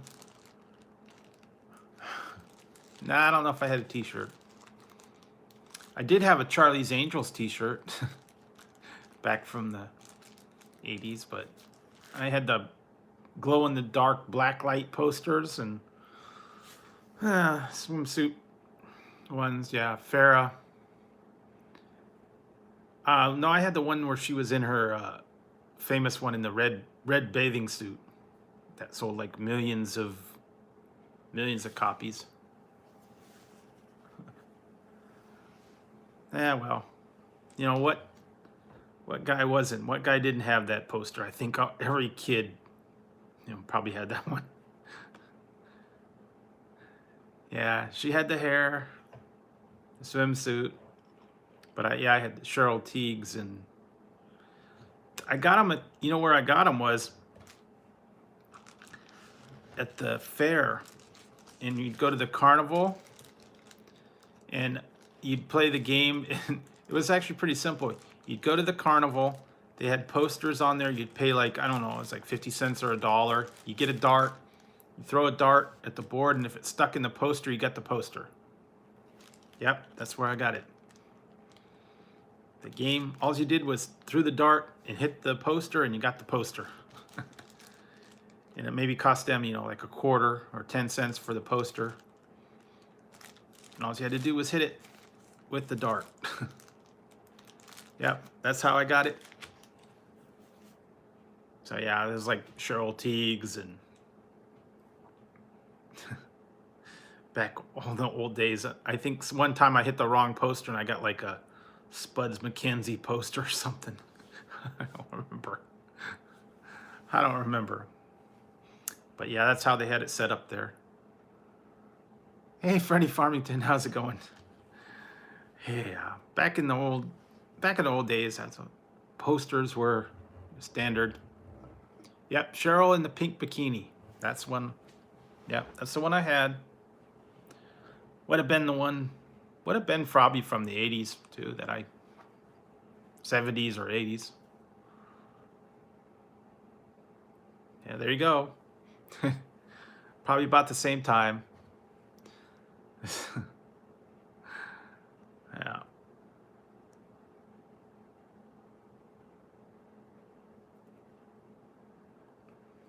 Okay, maybe you know this one, if you're sports fans.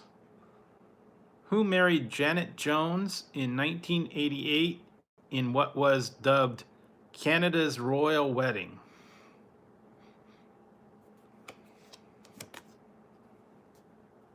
Hey, Freddie Farmington, morning. Yep, it was Gretzky, Wayne Gretzky. From 1988, wow, that's a while ago. But yeah, I had all the posters back in the old days. I won them at the fair.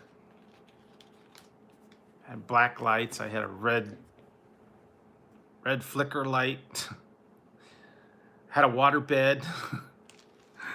Back in the 80s, man. I had my room all total pimped out, man. Water bed, black lights, posters, flags hanging from the ceiling. Had like a Canadian flag, the United States flag, the Russian flag. Yeah, my room was cool back in the day, man. Yeah, it was Wayne Gretzky. So yeah, I had all that stuff back in the old days. And I had stereo speakers, and I put them up on a shelf on the wall. And I had it hooked to my stereo. And somehow I got the audio from my cable to go through the stereo. So I had like early surround sound.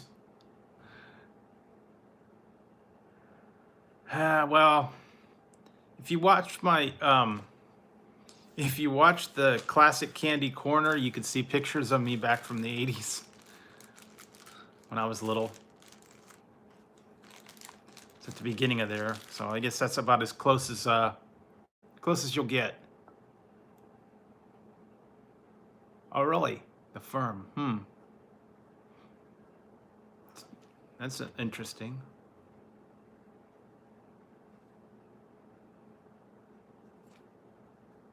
Oh, yeah, I know this one. Okay. What real estate mogul on trial for tax evasion heard her lawyer argue that she wasn't charged in the indictment with being a tough bitch? Yeah, that's what I had. Mine kind of was like the black lights, the posters, all that stuff. High tech back then. No, it wasn't Hillary. Real estate mogul on trial for tax evasion heard her lawyer argue that she wasn't charged in the indictment with being a tough bitch. Huh. This was back from the 80s. Real estate mogul. Guess she was kind of known for being. Maybe, I don't know.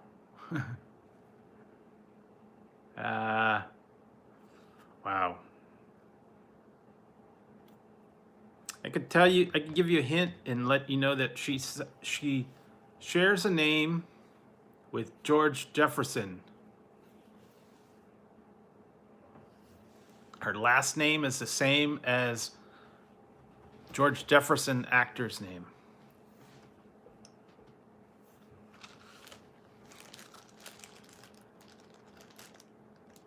That might help.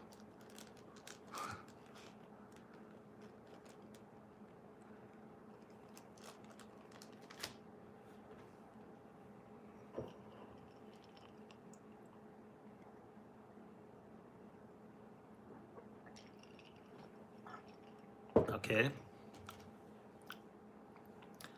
All right, well, I'll give you this one, probably because you won't probably get it. It was Leona Helmsley. Yeah, Helmsley. Leona Helmsley.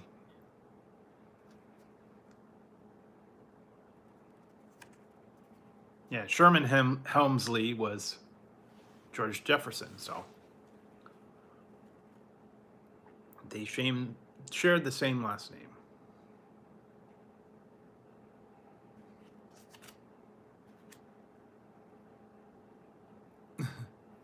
Yeah, here you go. Yeah, sometimes it does. It just pops in your head. What was the first sitcom to feature Alyssa Milano in a regular role? I know you know. I know you guys know this one.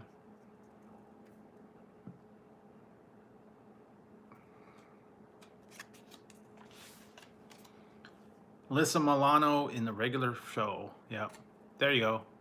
Who is the boss? No, she's not the boss. Who's the boss? It could be she's the boss. Who knows? What Steve said. Okay,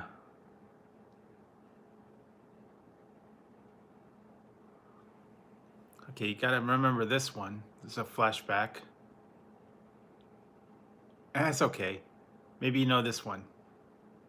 What grocery store does Hoke typically drive Miss Daisy to in Driving Miss Daisy? So what grocery store did he drive her to in Driving Miss Daisy? I think I knew this one. I don't even see the movie, and I think I knew it.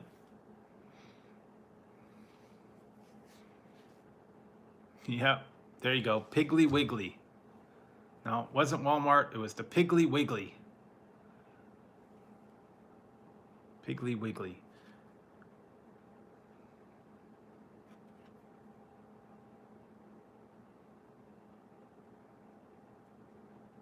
No, Aldi's. Yeah. No, it was the Piggly Wiggly.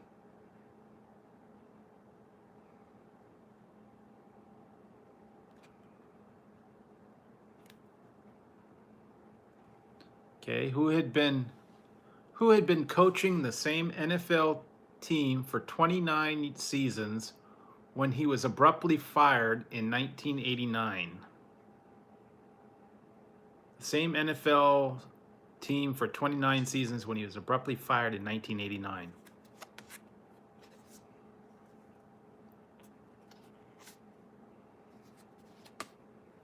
Although it does not say what team.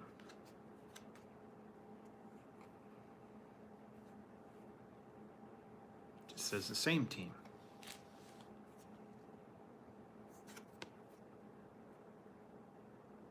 He was fired in 89 after 29 seasons. Maybe. I don't know.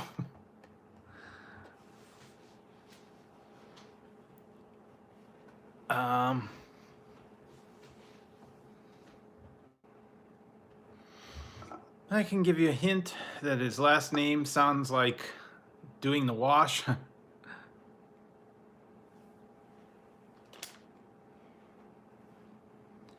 do something on a certain day. You wash your clothes. You're doing something.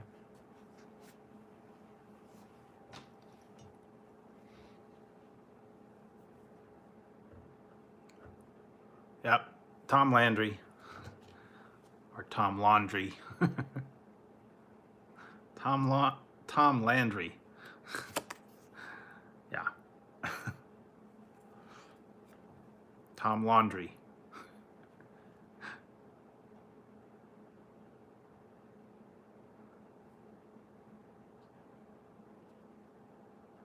Okay, well, I don't know this one. I was never one, but okay, here we go. What replaced the first class award as a Girl Scouts highest achievement in 1980?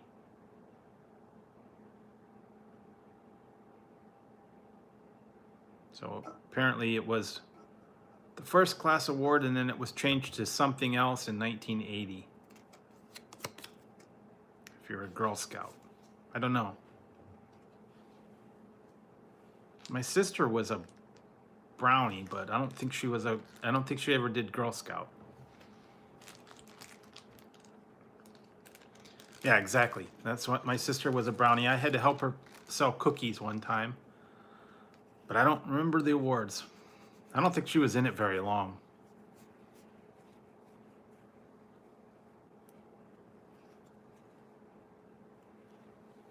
Mm.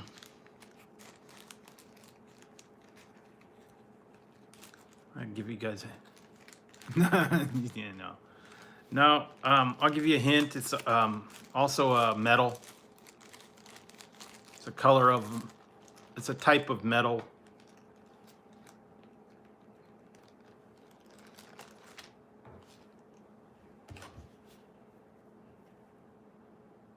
First class. It went from first class to something else.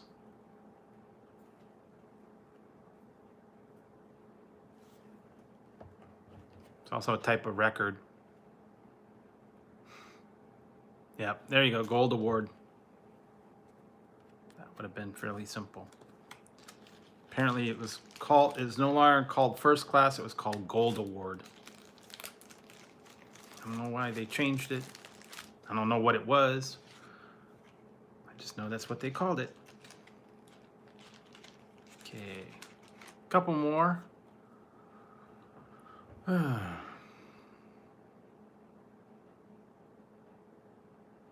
Oh my god, this is kind of gross. Man, I don't remember this one. Man, this is weird. I don't think you guys will get this, but oh, who knows? What South American leader's body was dug up in 1987 by grave robbers who sawed off the hands? Oh. What South American leader's body was dug up in 1987 by grave robbers who sawed off the hands? I don't know. That's what I said. This is like weird. Not only because it's a question, but because why would you want to know about something like that? Let alone even know who it was. And I don't think you guys are going to get this one.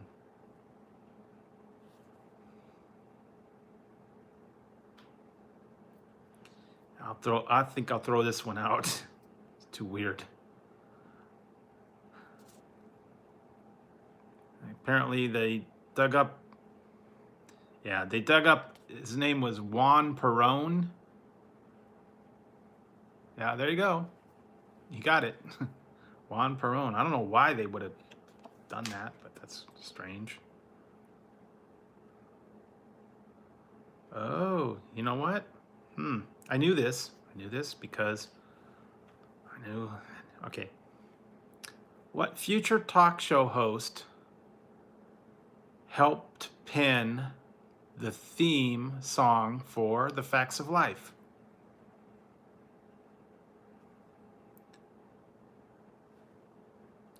I think he did have a talk show host for a minute.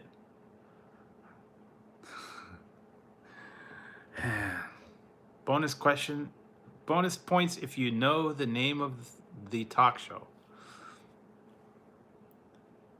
Future talk show host helped pen the theme song for The Facts of Life. No, it wasn't Arsenio Hall.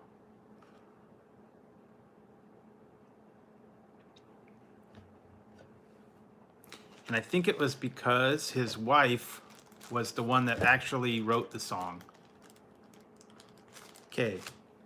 What future talk show host helped pen the theme song for The Facts of Life? All about you. Da-na-na-na-na-na. You're learning the facts of life. And no, it wasn't Conan O'Brien. I think his wife helped write the song, or she sang the song anyways, to begin with. She was also on, she was also, the wife was an actress on Days of Our Lives. She was married to this guy. Oh, let's see.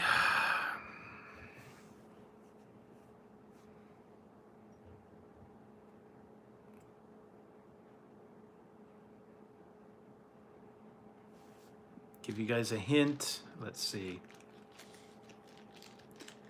His last name is the opposite of thin. Opposite of thin.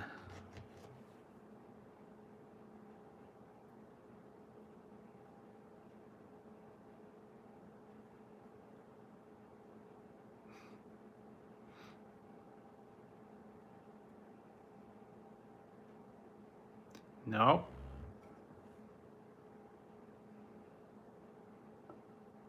Opposite of thin? It's not thin, it's extra. Yeah. There you go. Penelope, the squirrely pepper. You got the last name right? What was the first name? Alan Thicke, yes. Alan Thicke was he had the Alan Thicke show. Or it's called Thick of the Night. It was a talk show that he had for like 10 seconds. He was married to Gloria Loring, who wrote the theme song. Yeah. Too bad. But yeah. He helped write the theme song to Facts of Life because of his wife. There you go.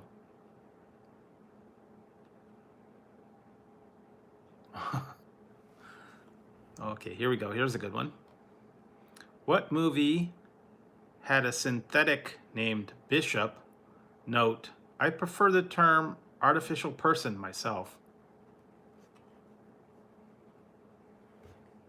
Movie had a synthetic named Bishop.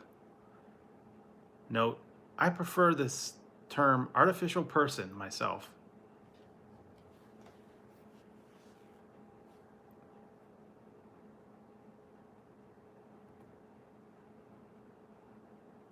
No.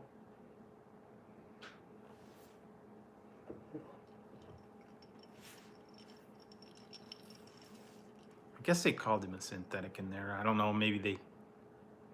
well... They made several movies of this one that were sequels.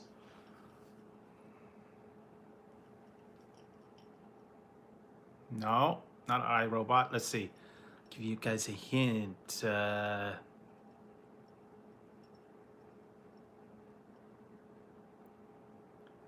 Nope. Sigourney Weaver. There you go. That'll give you a hint.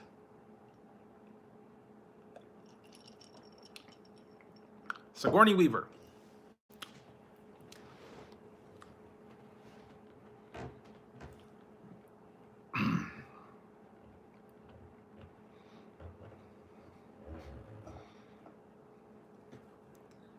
Ridley. In space, no one can hear you scream.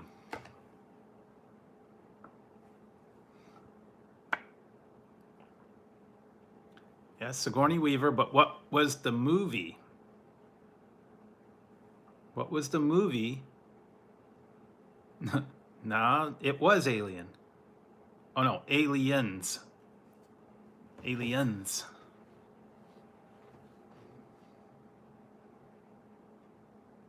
Guess that was the second one. Aliens.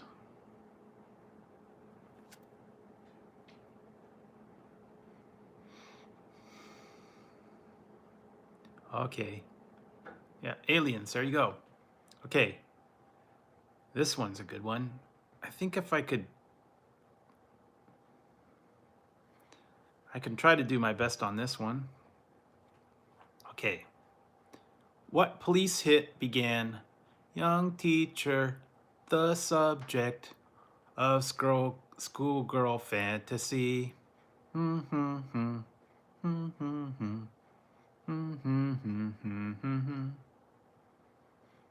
Police hit began, young teacher, the subject of schoolgirl fantasy. Don't stand so close to me. Dun, dun, dun. You gotta sing it with the song. Yes. Don't stand so close to me. Dun, dun, dun, dun, dun, dun. Dun, dun, dun, dun, dun.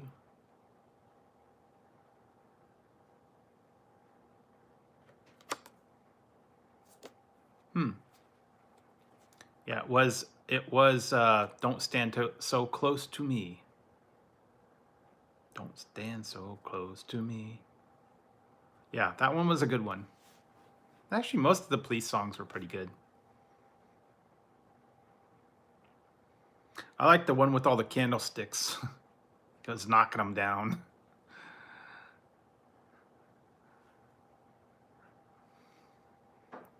That was a good one.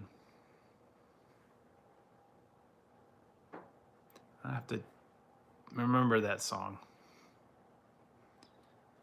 When I go back into Recycle Dude's stream, if he starts singing again, I have to get him to sing that song.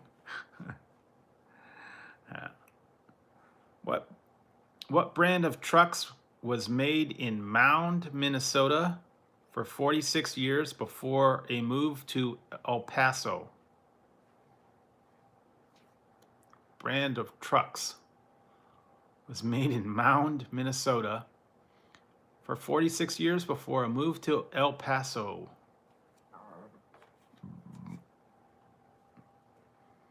No, it wasn't Dodge.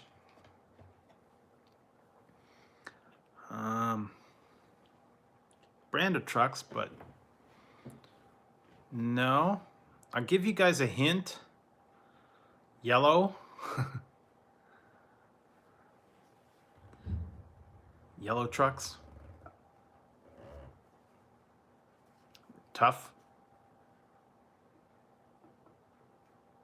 No, not Penske.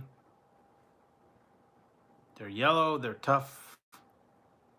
Kids like to play with them.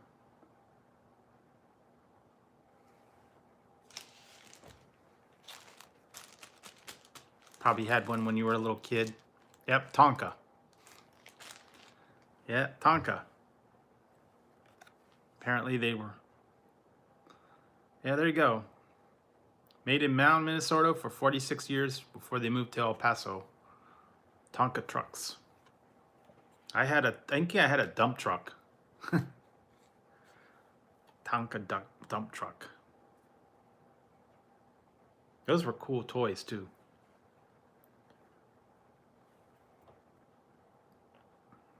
They were metal, but I think they're plastic now. They used to be in metal. Trip over those things and break your leg. Kids that leave them on the floor. Bash your shin up on them. Okay, no problem. What's the Dan short for in Dan Quayle? So Dan is short for something in Dan Quayle. First name.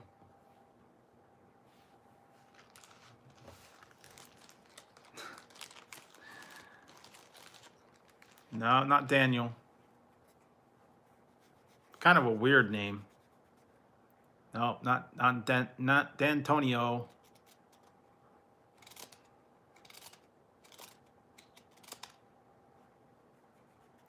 Remember right, it was a weird name, as was he.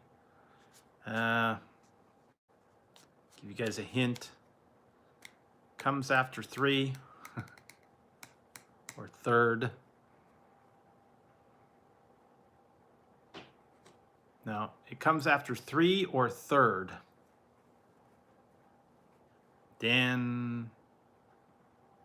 Danforth, yes. Danforth. Danforth Quayle.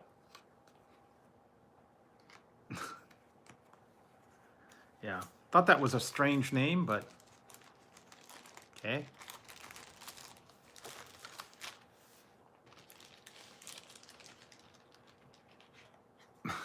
Okay.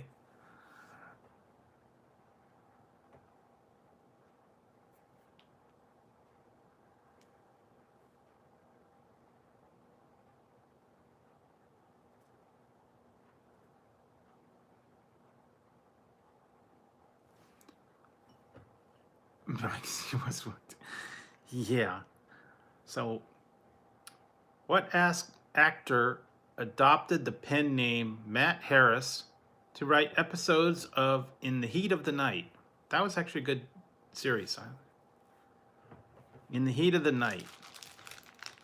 So, what actor adopted the pen name Matt Harris to write for In the Heat of the Night?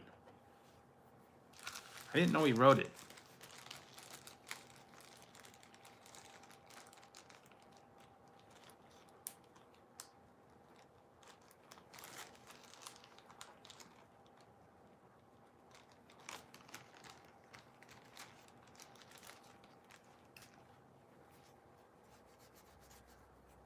He adopted Matt Harris as his pen name to write for the Heat of... Yep, it is Carol O'Connor.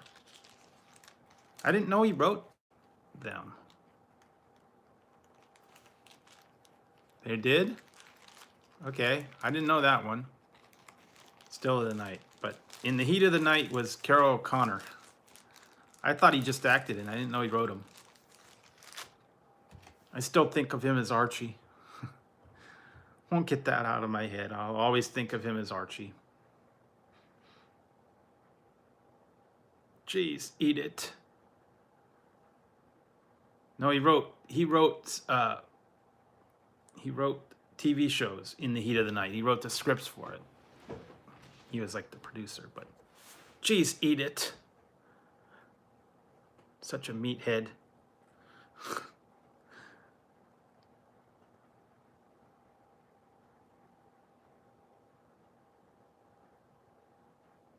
Oh, I know this one. I know this one. This was a good one. This was a good one, guys. I think you'll know this one. What 1982 movie musical featured songs like Sneaking Around, I Will Always Love You, and A Hard Candy Christmas? This was a 1982 movie musical.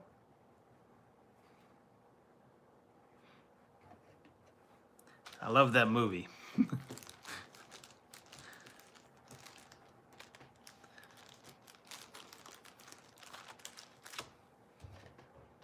Featured Sneaking Around, I Will Always Love You, and Hard Candy Christmas. I think I saw it quite a few times too.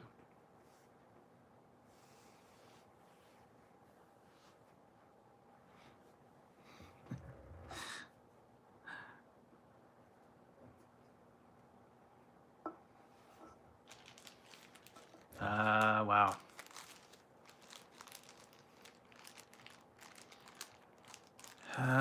If I told you it had Burt Reynolds in it, no, you would have a clue.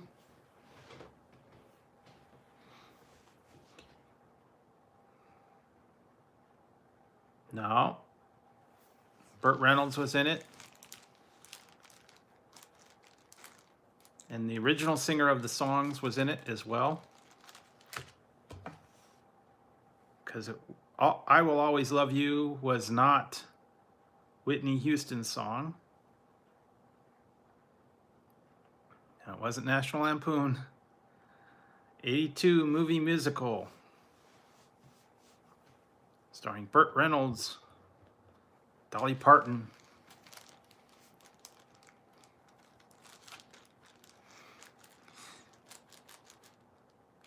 Yeah, you guys will get the Dolly Parton, Burt Reynolds. No, it wasn't 9 to 5, but it's close. It was around the same time. It was 1982. Wow.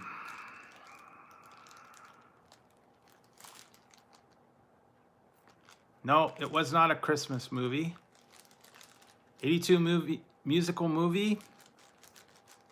They did, I think they even did a Broadway play on it. But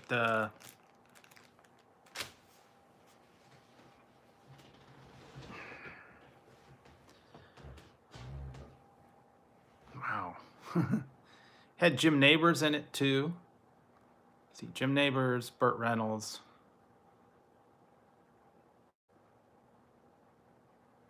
Let's see, it was about a certain place in a certain state. No, on the pirate movie.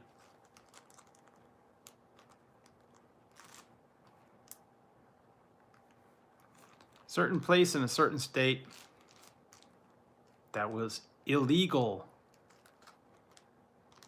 Hey, Arun. Yeah, thanks. This is my Scottish hat. It's about an illegal place in a southern state. Yeah, there you go. What kind of place and what state?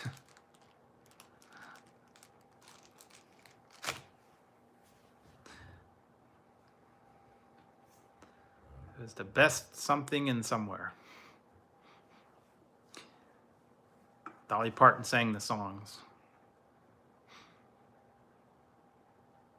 Yeah, there you go.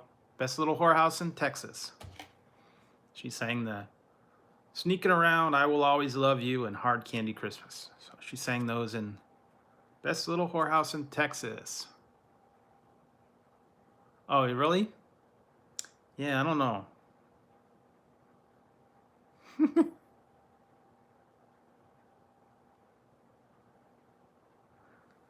Okay, here's a good one. This was way before someone else did the same song. Well, did her version of it, but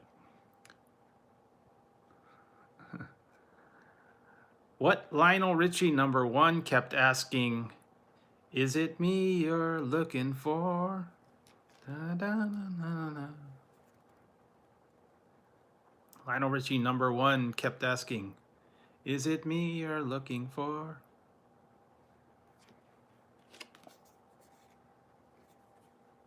Hello. Hello. Yes, he got it. Hello. Is it me you're looking for? Da, da, na, na. Yeah. Yeah, way before she did that one. Lionel Richie had it. Hello. Yes, Lionel Richie. Could see it in your eyes. Yep, there you go. You got the right song. Yeah, he was good back in the day. He did a whole bunch of songs all at one time.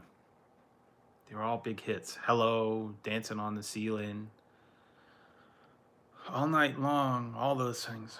They were like big hits. He was like a big star for a while.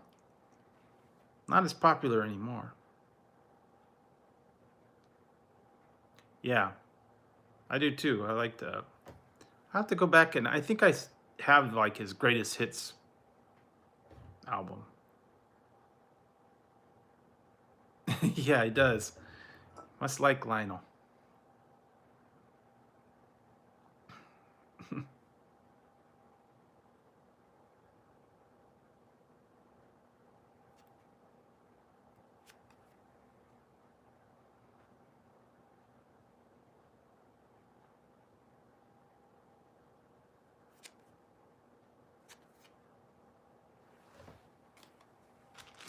Yeah.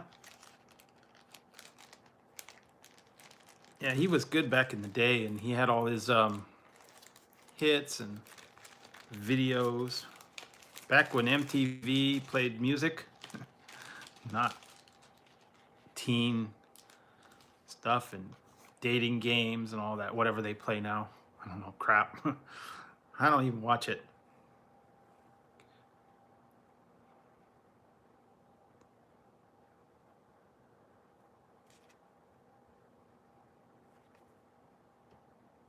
What science fiction series featured a largely holographic aid of an Admiral Al Calavici? What science fiction series? Oh, yeah, I remember that. What science fiction series featured the largely holographic aid of Admiral Al Calavici? It's from the 80s. No, it wasn't Star Wars.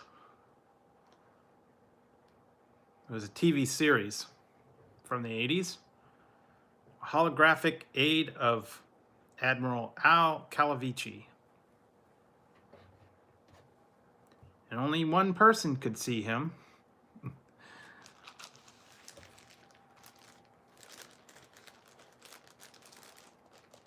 Dr. Sam Beckett.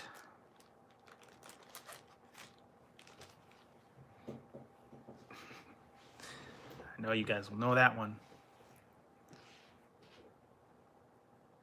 Still on here and there. That was actually a good show. I like that one.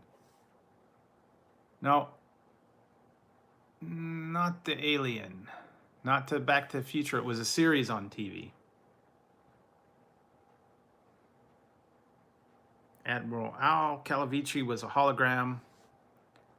And Ziggy was the computer's name. Gushy was another one.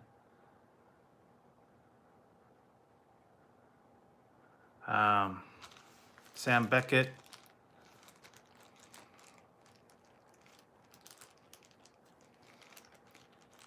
He got around a lot. From time to time. Can't remember the opening lines, but no, it wasn't Short Circuit.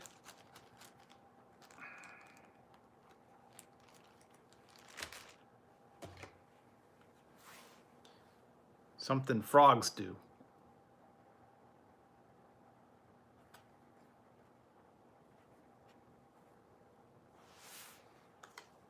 Frog might do this in a pond. Play a game of something frog. There we go.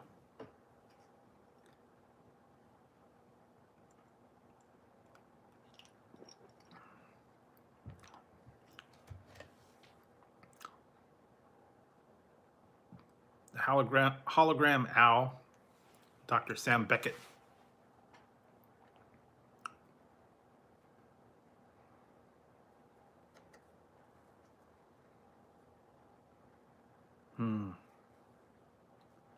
Yeah, there you go.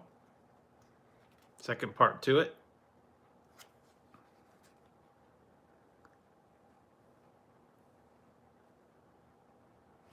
Yep, Quantum Leap. Quantum Leap was the name of the show.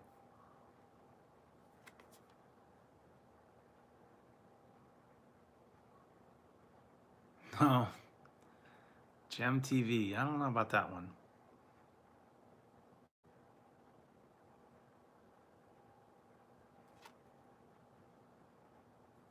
Oh, wow, this one's weird. I've never heard of this one. You probably won't. I don't think you guys are going to get this one, but I'll say it. What novelty hit by Blotto enthused? Hardly any clothes, sand between my toes, white stuff on my nose.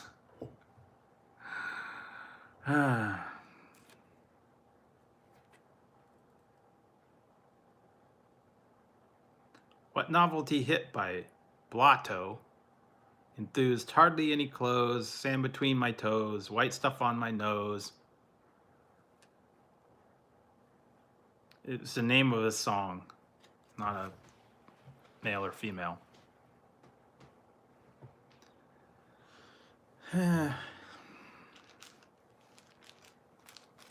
Give you a hint: if you have dreams of being on Baywatch. Dreams of being on Baywatch, you might say that you want to be this. Hardly any clothes, sand between my toes, white stuff on my nose. I want to be a...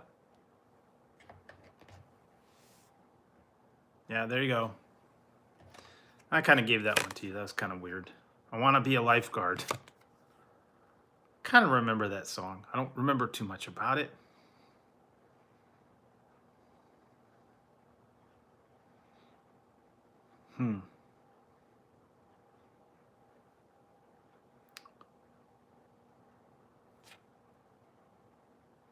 I may have heard may have heard of it.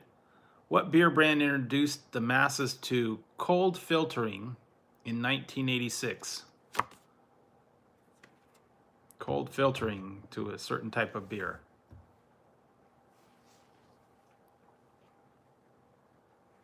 No, it wasn't Coors. Wasn't Budweiser.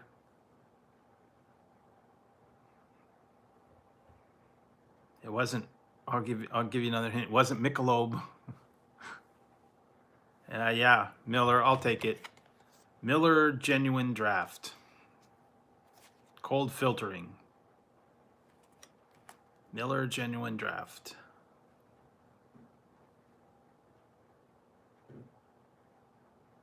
Wow.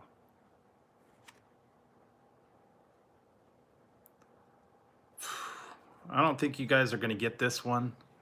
I'll read it, but I really don't think you're going to get this one. I've never even heard of this one. What epic DC series killed off Sunburst, Kid Psycho, Angle Man, Aqua Girl, and Immortal Man?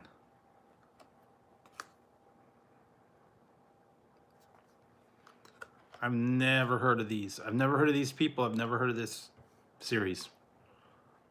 Back in the 80s. DC Comics killed off Sunburst, Kid Psycho, Angle Man, Aqua Girl, and Immortal Man. I don't think you guys are going to get this one. I'll only give it a... Whoa, Kim got it. Wow, I would not have known that. Crisis on Infinite Earths. Yeah. Good job. I didn't even know that. I've never heard of it. Oh, you Googled it. Yeah, well, okay. Sneaky. Sneaky. Hey, when all else fails, Google it. I would never have known that one. I've never heard of those people. I've never heard of that series. But good job.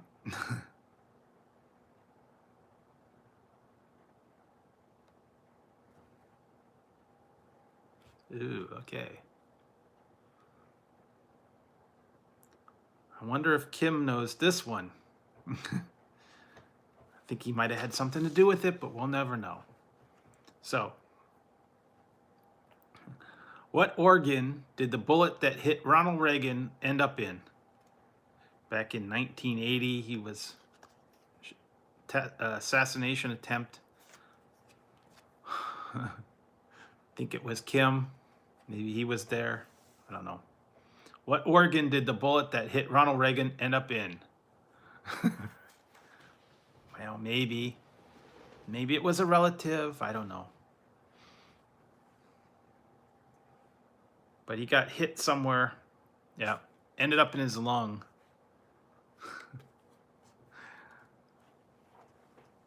Yeah, we don't know.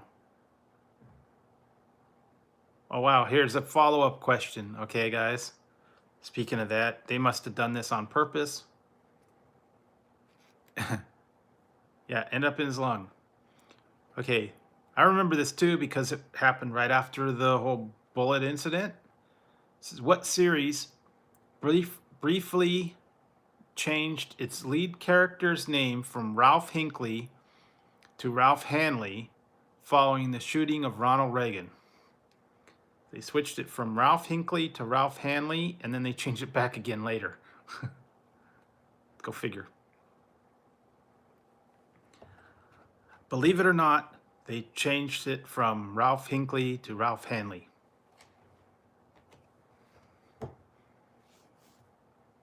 No. I'll say it again. What series briefly changed the lead character's name from Ralph Hinckley to Ralph Hanley? Believe it or not. I'm walking on air. Never thought I could feel so free. Believe it or not. Ah, da, da, da.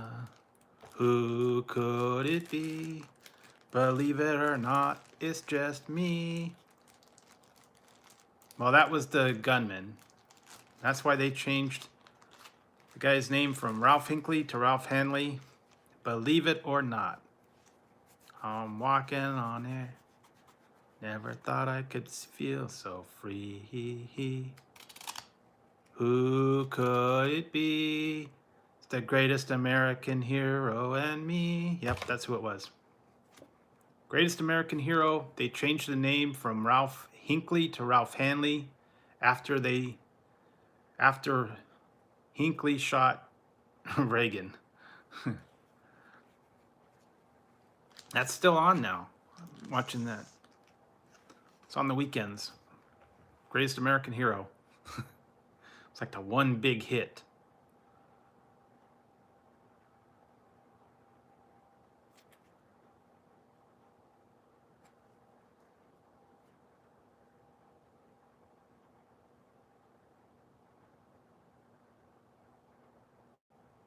Okay. What Willie Nelson anthem exalts? The life I love is making music with my friends.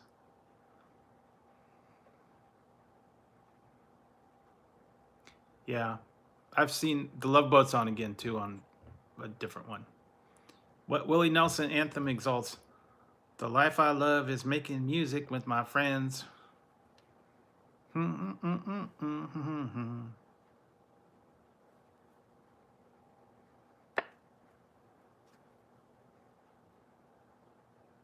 Making music with my friends. I just something song. On the road again. Just can't wait to get on the road again. Da da da da da da da da da. Yep. On the road again.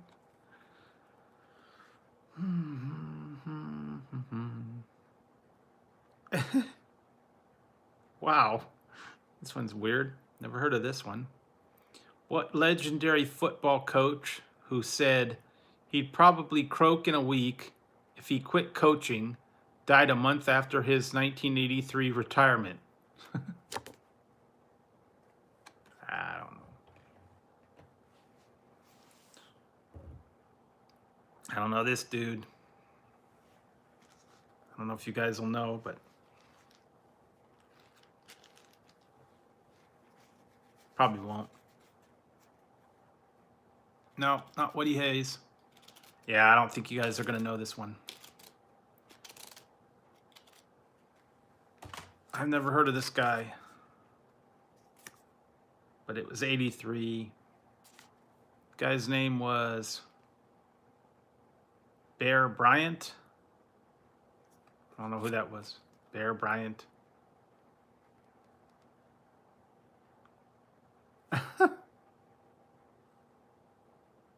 What? Oh my God, I've never heard of this. This is like, I'm surprised this is even a question. This is stupid. I'll ask it because it's stupid, but no. What Abby Hoffman book urged Americans to rise up against the bladder cops? Abby Hoffman book urged Americans to rise up against the bladder cops. No, it wasn't. No, it wasn't Joe Patero.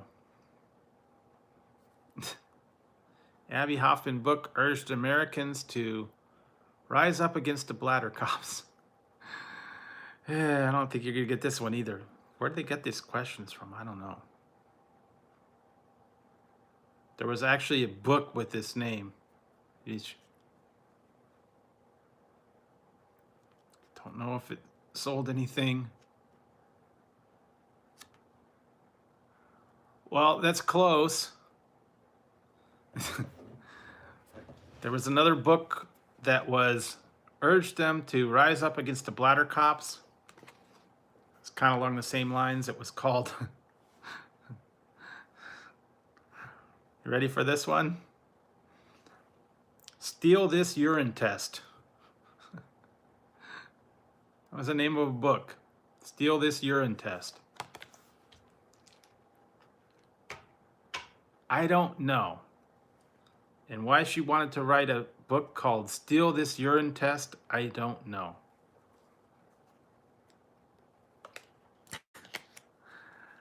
I don't understand it. Why that's even a thing, but it was. I'm telling you, they come up with the weird questions on here. Okay, I'll do one more and then, yeah.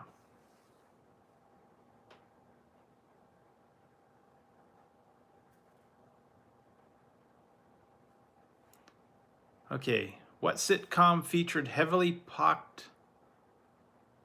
Wow.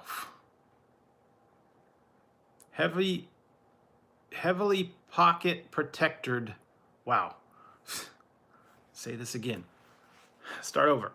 What sitcom featured heavily pocket protected Arvid Ingen among its roomful of nerds? Sitcom from the 80s. Heavily pocket protected Arvid Ingen as it's among its roomful of nerds. Trying to remember the other people's names. I watched it all the time, but I can't remember. Arvid Ingen was the one, the main nerd.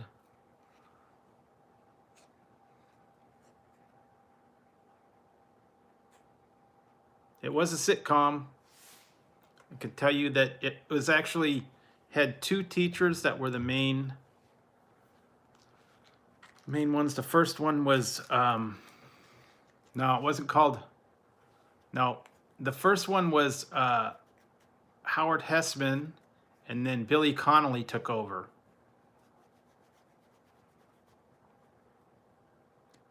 I think one guy's name was Dennis. He was like the fat nerd. And then they had the girl nerds and other stuff. I can tell you it took place in a school.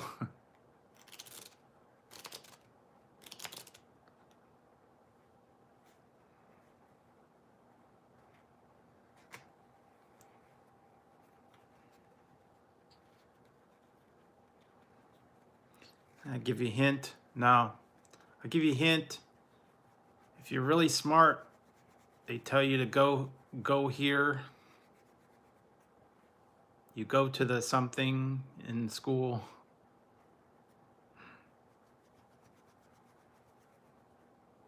No, it wasn't Big Bang Theory. This was the 80s. No, not the library, but if you're the smartest person in your school, you go to the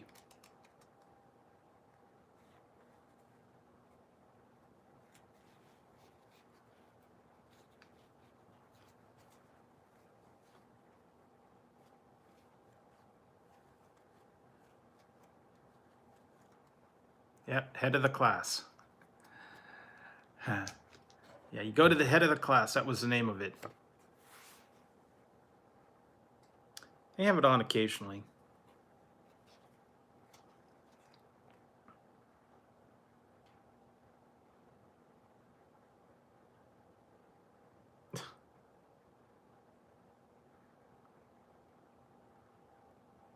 Oh, yeah.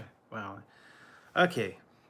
What movie led Kim Basinger to dub her pungent co-star Mickey Rourke the human ashtray? Oh, wow. I think I know this one.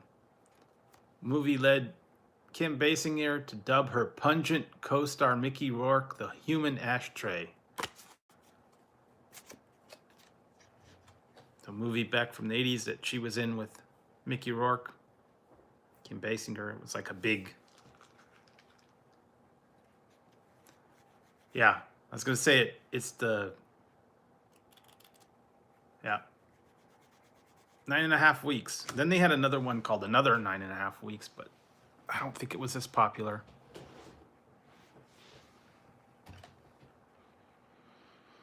I don't know what all that was about, but I guess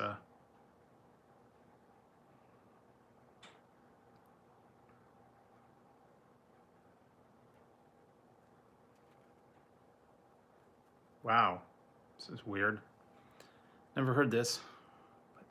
What new wave band split up after guitarist Chris Stein was ravaged by the rare disease Pemphigus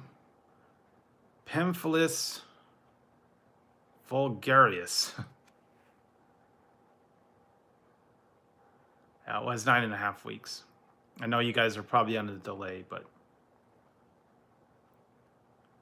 what new wave band split up after guitarist Chris Stein was ravaged by a rare disease, Pemphigus vulgaris? I don't know. It's a new wave band.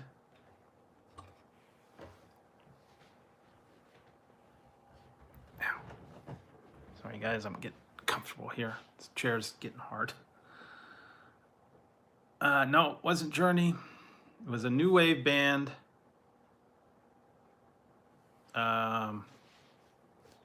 One of the songs would have been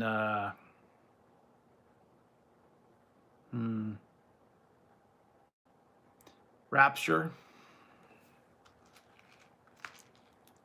Heart of Glass, Rapture, Heart of Glass. Yeah, Blondie. It was Blondie. Blondie was the band. Apparently the singer got a rare disease. They split up after that. Never knew that. No, not Linkin Park. These were the 80s. So Linkin Park wasn't around then.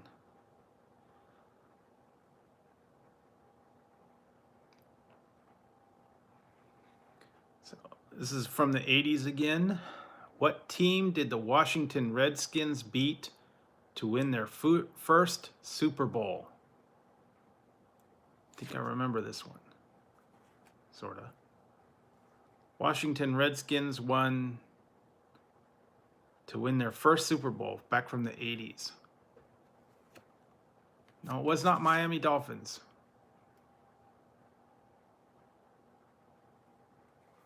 Oh no, I'm just gonna finish off this and then I think I'll call it a night after that.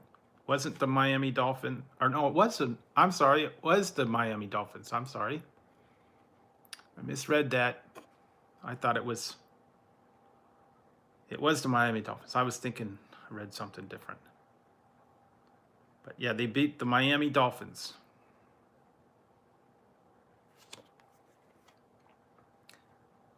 Sorry.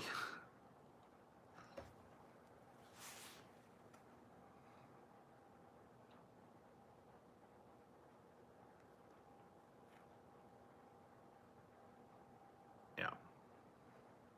What was Clash frontman Joe Strummer arrested for smashing over a German fan's head in 1980? I think I know this one.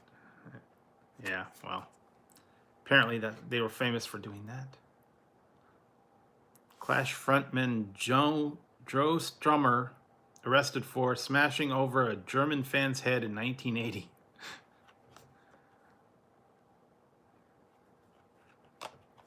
Smashed something over his head. No, it wasn't a beer bottle. Joe Strummer. Appropriate. No, it wasn't a ukulele. A little bit bigger.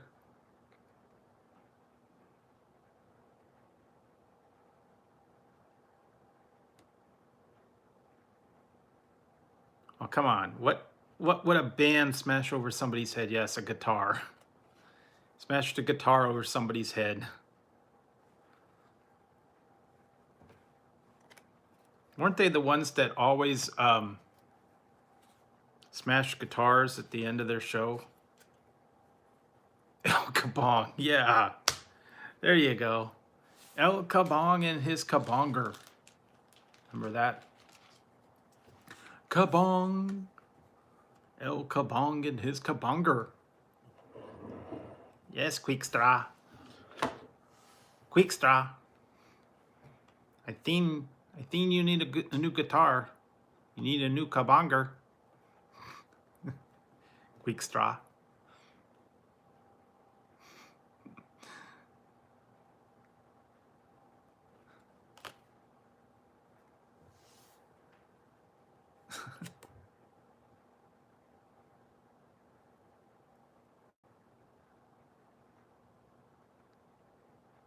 Oh, this is good. This is a good one, guys. One of my favorite movies, so you might know this one. It's a quote. Quote from a movie, and I know you guys will get this one. Yeah, here you go. What movie allowed John Belushi to exclaim, "Yes, Jesus H. Tap Dancing Christ, I have seen the light"? Jesus H. Tap Dancing Christ, I have seen the light. No, it wasn't Animal House. Kim got it. It was the Blues Brothers. Jesus H. Tap Dancing Christ, I have seen the light. I think that was when he was talking to the nun. Filthy mouths and filthy minds. She was hitting him with the ruler. Because he kept swearing. More they swore, the more she hit him. We're on a mission from God. I love that movie too, man. I could watch it 100 times and still laugh.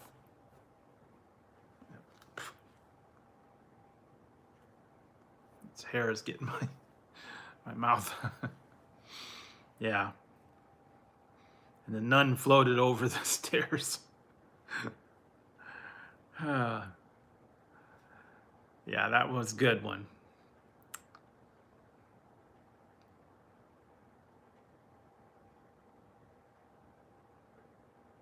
Wow, what? Okay, this one's a different one. I don't remember this song. No, yeah, there we go. Don't. No nukes, no nukes. What rockers on Never Say Goodbye tantalized fans with the line, "Remember when we lost the keys and you lost more than that in my backseat"? Never say goodbye. Remember when we lost the keys and you lost more than that in my backseat?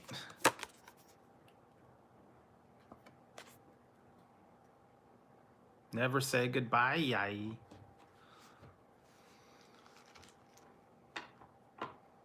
I don't know how that's. I don't remember how it songs.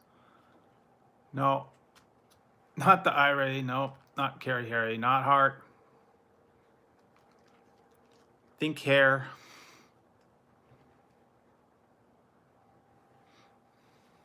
Think New Jersey. Think Hair.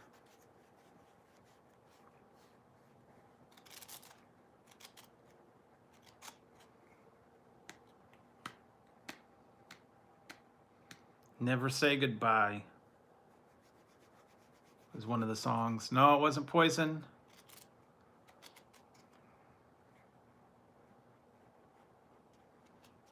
Someone that was famous for his hair.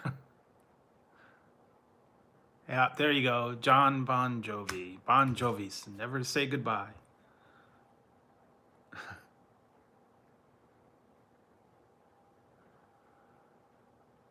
John Bon Effin Jovi, yes.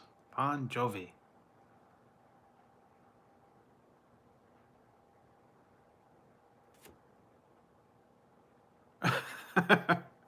This is a good one. I don't know this guy, but yeah, Jersey represent. Okay. What Twins first baseman inspired fans to hoist signs reading "By a Vowel"? By a vowel. Twins first baseman. His last name is spelled funny. Guess the fans told him to buy a vowel. I don't know if you guys are going to get this one. Twins first baseman that they told to buy a vowel because it was missing in his name. I don't think you're going to get this one, so I'll throw it out. No, not Z. Twins first baseman, yes.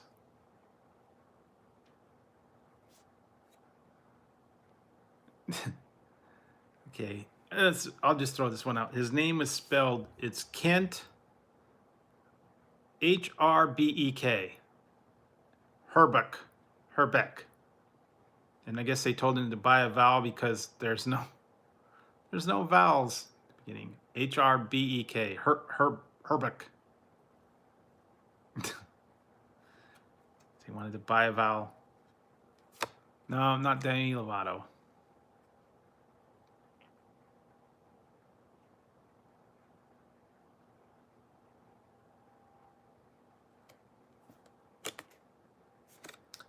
Okay. Did you guys ever... Yeah, okay. Did you guys ever read the comic strip Bloom County? You know this one. What Bloom County character dreamed of having an interspecies relationship with Diane Sawyer? Bloom County character.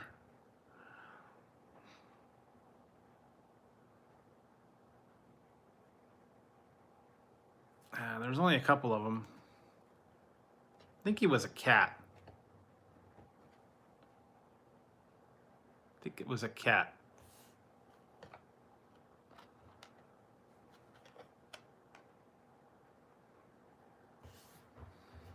Seems to me, I remember that's what he was. No.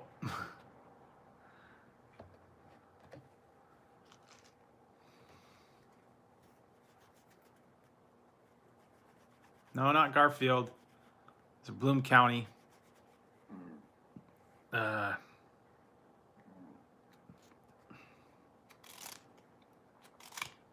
don't think you're going to get this one. The cat, I think it was a cat's name. Or maybe it was either the cat or the penguin, I think. No, it wasn't Tom. The one that from Bloom County, it was, I'll give it to you. No, not Felix, not Pippi.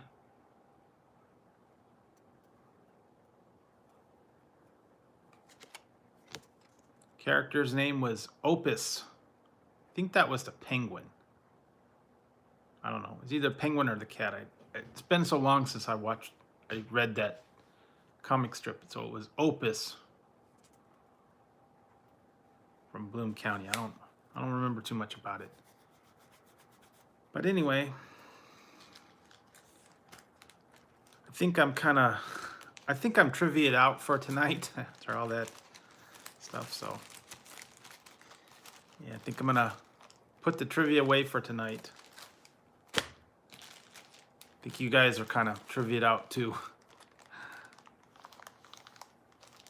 It's been fun tonight, but I think I'm gonna have to.